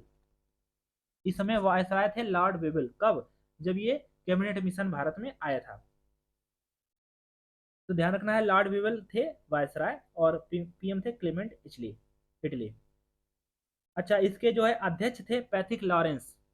कौन थे अध्यक्ष, पैथिक लॉरेंस थे। और इसके अन्य सदस्यों की बात करें तो अन्य सदस्य में अगर आप देखेंगे तो अलेक्जेंडर थे और ये क्रिप्स थे। जो पीछे क्रिप्स मिशन आया था ना, वो इन्हीं के उसमें आया था। और पैथिक लॉरेंस यहाँ पर अध्यक्ष थे। आपसे इनमें पूछा जाता है कि कैबिनेट मिशन में कौन नहीं था, तो ध्यान रखना पैथिक लॉरेंस थे, अलेक्जेंडर थे और क्रिप्स थे। कौन नहीं था, तो ध्यान रखना जो ऑप्शन चौथा होगा वो नहीं होगा। संविधान सभा का गठन हो गया, इसमें कुल सदस्य 389 निकल गया, जिसमें से 292 ब्रिटिश प्रांत के थे और 93 जो है देसी रियासत थे। ये सब आपको पूछा जाता है। और 4 ब्रिटिश कमिश्नरियां थी। ठीक है। फिर जब चुनाव कराए गए उसके बाद में चुनाव में क्या हुआ प्रावधान, वो आप समझो, ध्यान दीजिए। चुनाव हुआ, चुनाव कब हुआ, जुलाई 1946 में चुनाव हुआ, जिसमें कांग्रेस को 208 सीटें मिली और मुस्लिम को 73 सीटें मिली और 15 अदर थे, 15 अन्य थे, ये भी लिख लेना। इतने ही में ही मुस्लिम जो लीग थी वो विदक गई कि कांग्रेसों को इसमें जीत हो गई, क्योंकि इसमें लॉर्ड वेवेल ने कांग्रेस को आमंत्रित किया कि आओ अपनी सरकार बनाओ, अंतरिम सरकार बनाओ। और इसके उपाध्यक्ष पीएम जो है जवाहरलाल नेहरू को रखा गया और अध्यक्ष उस समय लॉर्ड वेवेल ही थे, क्योंकि कैबिनेट मिशन योजना जब भारत में आई तो इसमें संविधान सभा बनाने के लिए मंजूरी दी, चुनाव कराए, 208 सीटें कांग्रेस ने जीती। इसका मतलब कांग्रेस ने बहुमत प्राप्त किया। जब जिस सरकार ने बहुमत प्राप्त किया, जिस दल ने, उसको लॉर्ड वेवेल उस समय वायसराय थे, उन्होंने बुलाया, आमंत्रित किया कांग्रेस को अंतरिम सरकार बनाने के लिए। 2 सितंबर 1946 को अंतरिम सरकार बनाई गई, जिसमें कांग्रेस ने, मुस्लिम लीग ने इसने बहिष्कार किया। ठीक है, ये सारी बातें हैं। और पूछा जाएगा कि कैबिनेट मिशन योजना में इसके उपाध्यक्ष जवाहरलाल नेहरू को बनाया गया था। ठीक है। फिर यहाँ पर समझिए, अंतरिम जो सरकार बनी थी, आपसे पूछा जाता है 2 सितंबर 1946 को अंतरिम सरकार बनी, उसमें मंत्री कौन कौन थे, विभाग क्या क्या था, वो विभाग पूछा जाता है। देखिए, प्रधानमंत्री और विदेश मंत्री जवाहरलाल नेहरू को रखा गया था। गृह और सूचना मंत्री मंत्रालय जो है वल्लभ भाई पटेल। डॉक्टर राजेंद्र प्रसाद को खाद्य और कृषि मंत्री दिया गया था, यानी कि खाद्य मंत्रालय और कृषि मंत्रालय डॉक्टर राजेंद्र प्रसाद को। बाबू जगजीवन राम को क्या दिया गया था, तो श्रम मंत्रालय बाबू जगजीवन राम को दिया गया था। बलदेव सिंह को दिया गया था रक्षा मंत्रालय, जो है रक्षा मंत्रालय। और स्वास्थ्य अगर बात करें, स्वास्थ्य मंत्री यहाँ पर नहीं है। स्वास्थ्य मंत्री उस समय थी स्वास्थ्य मंत्री गजनफर अली खान। और जब हमारा जो है स्वतंत्र भारत हो गया था तो उसमें राजकुमारी अमृत कौर थी। ठीक है। लियाकत अली को वित्त मंत्रालय दिया गया था, लियाकत मंत्री। लेकिन जब हम लोग स्वतंत्र भारत की बात करें तो षणमुखम शेट्टी थे। रेल मंत्री की बात करें, रेल मंत्री यहाँ पर नहीं है। तो रेल मंत्री उस समय अरुणा आसिफ अली थी। और स्वतंत्र भारत में रेल मंत्रालय जॉन मथाई के हाथों में था। कानून मंत्री बी आर अम्बेडकर थे, कानून मंत्री। तो यहाँ पर बी आर अम्बेडकर कानून मंत्री, अरुणा आसिफ अली रेल मंत्री थे, ये देखिए। और जॉन मथाई बाद में थे। अच्छा, यहाँ पर एक जो है क्वेश्चन और भी है। 16 अगस्त 1946 को प्रत्यक्ष कार्यवाही दिवस मनाया गया। क्यों मनाया गया? क्योंकि जब आप सभी लोग देख रहे हो कि यहाँ पर सरकार बन रही है और मुसलमानों को कुछ मिला नहीं, और मुस्लिम लीग के जो अध्यक्ष थे जिन्ना, उन्होंने क्या किया कि 16 अगस्त 1946 को प्रत्यक्ष कार्रवाई दिवस मनाया गया मुस्लिम लीग के द्वारा। ठीक है, यानी कि अब सीधे जो है आक्रमण करो। इसमें जो है बहुत लड़ाई हुई थी उस समय। फाइनली हम सभी लोगों ने फिर इस सबको निगलेक्ट करते हुए संविधान सभा की पहली बैठक आयोजित कर ली गई। संविधान सभा की बैठक आयोजित की गई। क्या संविधान सभा की पहली बैठक आयोजित हुई दिसंबर 1946 में? सबसे पहले 9 दिसंबर 1946 को पहली बैठक आयोजित हुई। और इस बैठक और इसमें ये पूछा जाता है आप सभी लोगों से कि पहले अस्थायी अध्यक्ष कौन थे? तो डॉक्टर सच्चिदानंद सिन्हा। मोस्ट इंपोर्टेंट क्वेश्चन है, बहुत एग्जाम में पूछा जा चुका है। 211 सदस्य यहाँ पर उपस्थित थे उसमें। मुस्लिम लीग ने इसका बहिष्कार किया था, जो ये प्रथम संविधान सभा हुई थी। इसमें पूछा जाता है अस्थायी अध्यक्ष कौन थे? तो डॉक्टर सच्चिदानंद सिन्हा थे अस्थायी सदस्य। ये आपको ध्यान रखना है, ठीक है। और ये फ्रेंच मॉडल पर आधारित थी। कौन से फ्रेंच मॉडल था? ये देखिए यहाँ पर जो एक्स्ट्रा क्वेश्चन हम आपको बताए दे रहे हैं, फ्रेंच मॉडल पर आधारित थी ये फर्स्ट मॉडल। ठीक है, फ्रेंच मॉडल पर। और इसमें मुस्लिम लीग और देसी रियासतों ने इसका बहिष्कार किया था। और यहाँ पर आपको ये भी ध्यान रखना है, फ्रैंक एंथोनी एक व्यक्ति हैं जिनका नाम है फ्रैंक एंथोनी। क्या नाम है? Frank Frank Anthony. इनका नाम है फ्रैंक एंथोनी। जो है, इनको अस्थायी उपाध्यक्ष बनाया गया था। क्या ना? उपाध्यक्ष। अस्थायी, ध्यान दीजिए। अध्यक्ष तो हो गए, अस्थायी अध्यक्ष कौन है? डॉक्टर सच्चिदानंद सिन्हा। लेकिन उपाध्यक्ष कौन है? फ्रैंकोनी थे, फ्रैंक एंथोनी अस्थायी उपाध्यक्ष थे। ठीक है, ये भी आपको ध्यान रखना है। फिर अगली बैठक हुई 11 दिसंबर 1946 को, दूसरी बैठक हुई। इसमें स्थायी अध्यक्ष डॉक्टर राजेंद्र प्रसाद को बनाया गया। और सलाहकार जो है बी एन राव थे इसमें। ठीक है। अगर आपसे पूछा जाए उपाध्यक्ष कौन थे इस समय, उपाध्यक्ष, तो ध्यान रखना है उपाध्यक्ष इसमें दो लोग थे। एक थे जिनका नाम था हरीश चंद्र मुखर्जी, जिसको एच सी मुखर्जी भी कहते हैं, एच सी मुखर्जी, हरीश चंद्र मुखर्जी। दूसरे व्यक्ति का नाम था, उनका नाम था टीटी कृष्णमचारी। टीटी, टीटी मतलब ये टिकट नहीं काट रहे थे, टीटी कृष्णमचारी इनका नाम था। टीटी कृष्णमचारी, ये उपाध्यक्ष थे, दो लोग। ये पूछा जाता है आपसे, ठीक है। और सलाहकार थे बी राव, ये आप ध्यान रखना है। फिर अगली बैठक हो गई। उसके बाद में फिर 13 जून को अगली बैठक हुई, जिसमें पंडित जवाहरलाल नेहरू ने उद्देशिका पेश की। 22 जनवरी 1947 को स्वीकार किया गया उद्देशिका को। ठीक है, ये भी आप सभी लोगों को ध्यान रखना है। फिर 20 फरवरी 1947, कुछ पॉइंट है वो हम यहाँ पर आपको मेंशन कर देते हैं। आप, मैं बोल रहा हूँ आपको उसको लिख लेना है, ठीक है, क्योंकि लिखने में फिर टाइम लगेगा। मुझे भी बोलते लगभग 1 घंटा 13 मिनट हो गया है। पानी पीने को गला बैठने लगा और जबान ऊपर नीचे होने लगी। काफी दिन बाद जो है इतने लंबा सेशन लिया है, ठीक है। तो ध्यान रखना, कुछ बातें हैं जो यहाँ पर नहीं लिखी वो मैं बोल रहा हूँ। तो क्या बातें हैं उनको ध्यान रखना है। 20 फरवरी 1947 को सबसे पहले तो बात यह है कि 13 दिसंबर 1946 को तीसरी बैठक, पांचवी बैठक आयोजित हुई। ये पांचवी थी। और इसमें पंडित जवाहरलाल नेहरू ने संविधान की उद्देशिका पेश की 13 दिसंबर को। ठीक है, उद्देशिका जिसको प्रस्तावना भी कहते हैं। तो 22 जनवरी 1947 को स्वीकार किया गया था उद्देशिका को, ये आपको लिख लेना है, ठीक है। उसके बाद में फिर 20 फरवरी 1947, 20 फरवरी 1947 को, 20 फरवरी 1947 को क्या हुआ? भारतीय स्वतंत्रता की घोषणा हो गई। भारतीय स्वतंत्रता की घोषणा कर दी गई, क्योंकि ब्रिटेन में उस समय चुनाव थे।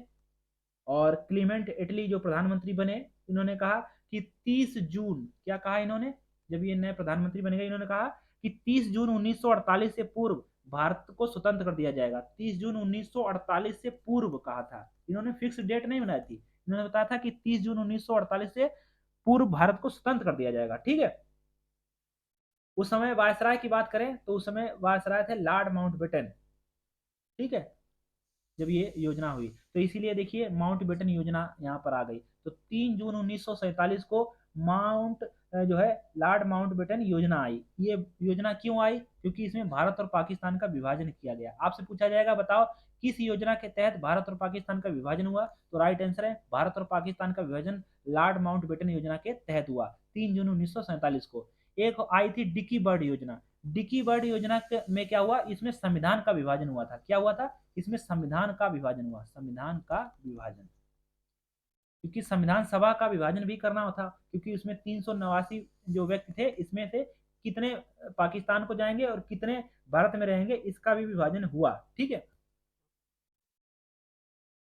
फिर आप ध्यान रखना, फिर आप ये ध्यान रखना एक बात कि जो 300 जो 389 389 जो थे, इनमें से पाकिस्तान को 90 जो है सदस्य दिए गए और भारत में 299 रह गए। भारत में 299 और पाकिस्तान में 90। ऐसे ऐसे भी पूछा जाएगा कि डिकी बर्ड योजना के तहत भारतीय संविधान को जब विभाजित किया गया, जिसमें पाकिस्तान की कितनी सीटें थी? 90, और भारतीयों को 299 सीटें यहाँ पर दी गई। संविधान सभा का अध्यक्ष मोहम्मद अली जिन्ना को बना दिया गया इधर पाकिस्तान में। ठीक है, फिर एक ध्यान रखना है भारतीय स्वतंत्रता अधिनियम, ये यहाँ ध्यान दीजिए। 4 जुलाई 4 जुलाई ध्यान रखना, 4 जुलाई 1947, 4 जुलाई 1947 को बिल पेश किया गया। कहाँ पेश किया गया?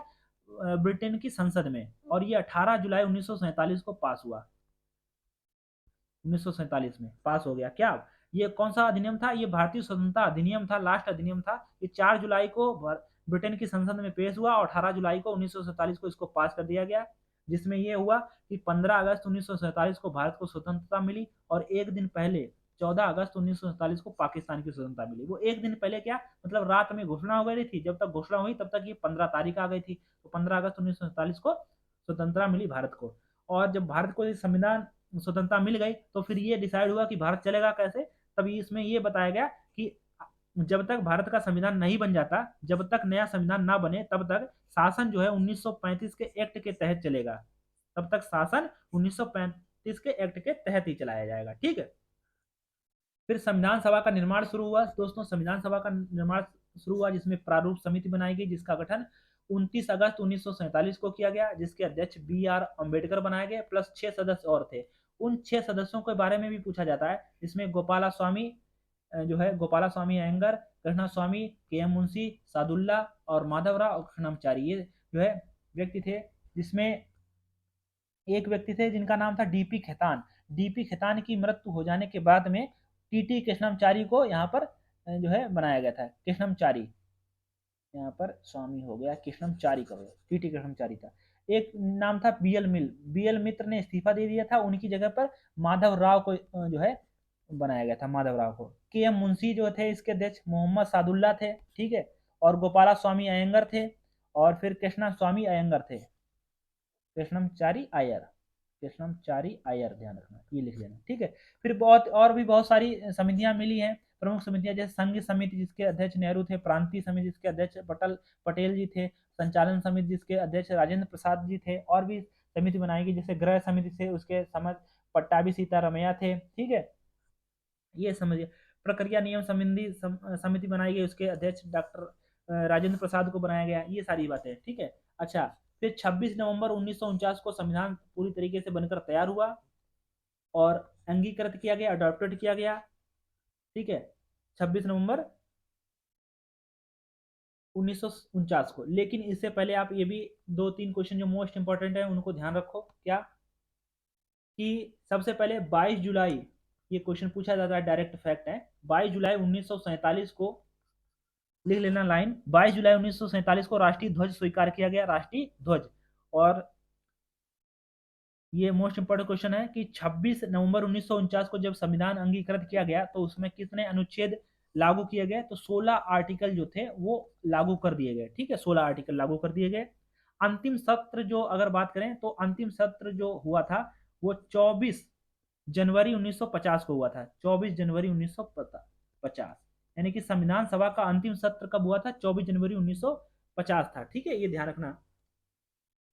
और दोस्तों बात कर लें कि जब संविधान सभा का जब अंतिम सत्र हुआ तो उसमें कितने सदस्य थे उस समय? तो उस समय 284 सदस्य उपस्थित थे। कितने? 284 सदस्य थे। इसमें से महिलाएं कितनी थी? तो इसमें से 8 महिलाएं थी। ये सब लिख लेना है, ठीक है। और उसमें जो पहला सिग्नेचर किया था, वो सिग्नेचर पहला सिग्नेचर किया था, ये सब फैक्ट है, लिख लेना है आपको। पहला सिग्नेचर किया था बलवंत राय मेहता ने। बलवंत बलवंत राय मेहता। भारतीय संविधान पर पहला सिग्नेचर किसने किया था? बलवंत राय मेहता जी ने किया था। ये सब ध्यान रखना है। और संविधान बनने में कितना समय लगा? 2 साल 11 माह 18 दिन लगा था। 26 जनवरी 1950 को संविधान पूरी तरीके से लागू कर दिया गया था। ये सब ध्यान रखना है। और भी बात ध्यान रखना है आपको कि 24 जनवरी 1950 को जो अंतिम सत्र था, इसी में आपको ध्यान रखना है ये कि राष्ट्रगान और राष्ट्रीय गीत को मान्यता मिली थी 24 जनवरी 1950 को। राष्ट्रगान और राष्ट्रीय गीत को इसी में मान्यता मिली थी, ये भी आपको लिख लेना है। और इसी में ये डिसाइड हो गया था कि राष्ट्रपति राजेंद्र प्रसाद जी को बनाया जाएगा। ठीक है, तो ये सब था, आपको समझ लेना है। एक आपको और बता देते हैं जाते जाते, एक का नाम ध्यान दीजिए, झंडा समिति। यहाँ से भी एक क्वेश्चन पूछा जाता है, झंडा समिति के अध्यक्ष कौन थे? तो ध्यान रखना, झंडा समिति का जो गठन हुआ था वो हुआ था 23 जून 1947 को, ठीक है। इसके जो कुल सदस्य थे उसमें 6 सदस्य थे, और इसके जो अध्यक्ष थे वो डॉक्टर राजेंद्र प्रसाद थे। तो ये ध्यान रखना, कृपलानी वगैरह आप ध्यान रखना, डॉक्टर राजेंद्र प्रसाद थे, ठीक है। डॉक्टर राजेंद्र प्रसाद थे। तो ये था आपका पूरा संविधान। उम्मीद है आप सभी लोगों को ये समझ में आया होगा।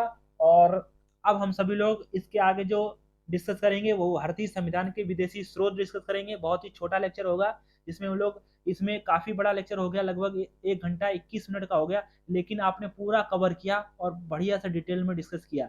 और कुछ बातें जो और बहुत ही डिटेल में होनी चाहिए वो हिस्ट्री में भी आप जानेंगे। तो कुल मिलाकर ये जो साथ साथ में इतिहास भी चल रहा था और भारतीय संविधान का विकास भी चल रहा था। तो ये सारी बातें जो संविधान के तहत में आती हैं वो हमने आपके साथ में डिस्कस की। अगर आपको हमारा लेक्चर अच्छा लगा हो तो आप सभी लोग हमारे लेक्चर को लाइक, शेयर और सब्सक्राइब कर दें दोस्तों। ऐसे ही अगर आपको कुछ भी इसमें सुधार या कुछ भी गलती या कुछ मिस्टेक लगा हो, वो आप हमें कमेंट में बताएं, वो अगले लेक्चर में हम आपको सुधार कर बताएंगे। अगर कुछ भी सुझाव या कुछ भी चीजें हो वो आप हमें कमेंट बताएं। धन्यवाद, फिर मिलते हैं नेक्स्ट लेक्चर में। हमारा भी गला पूरा भर गया है।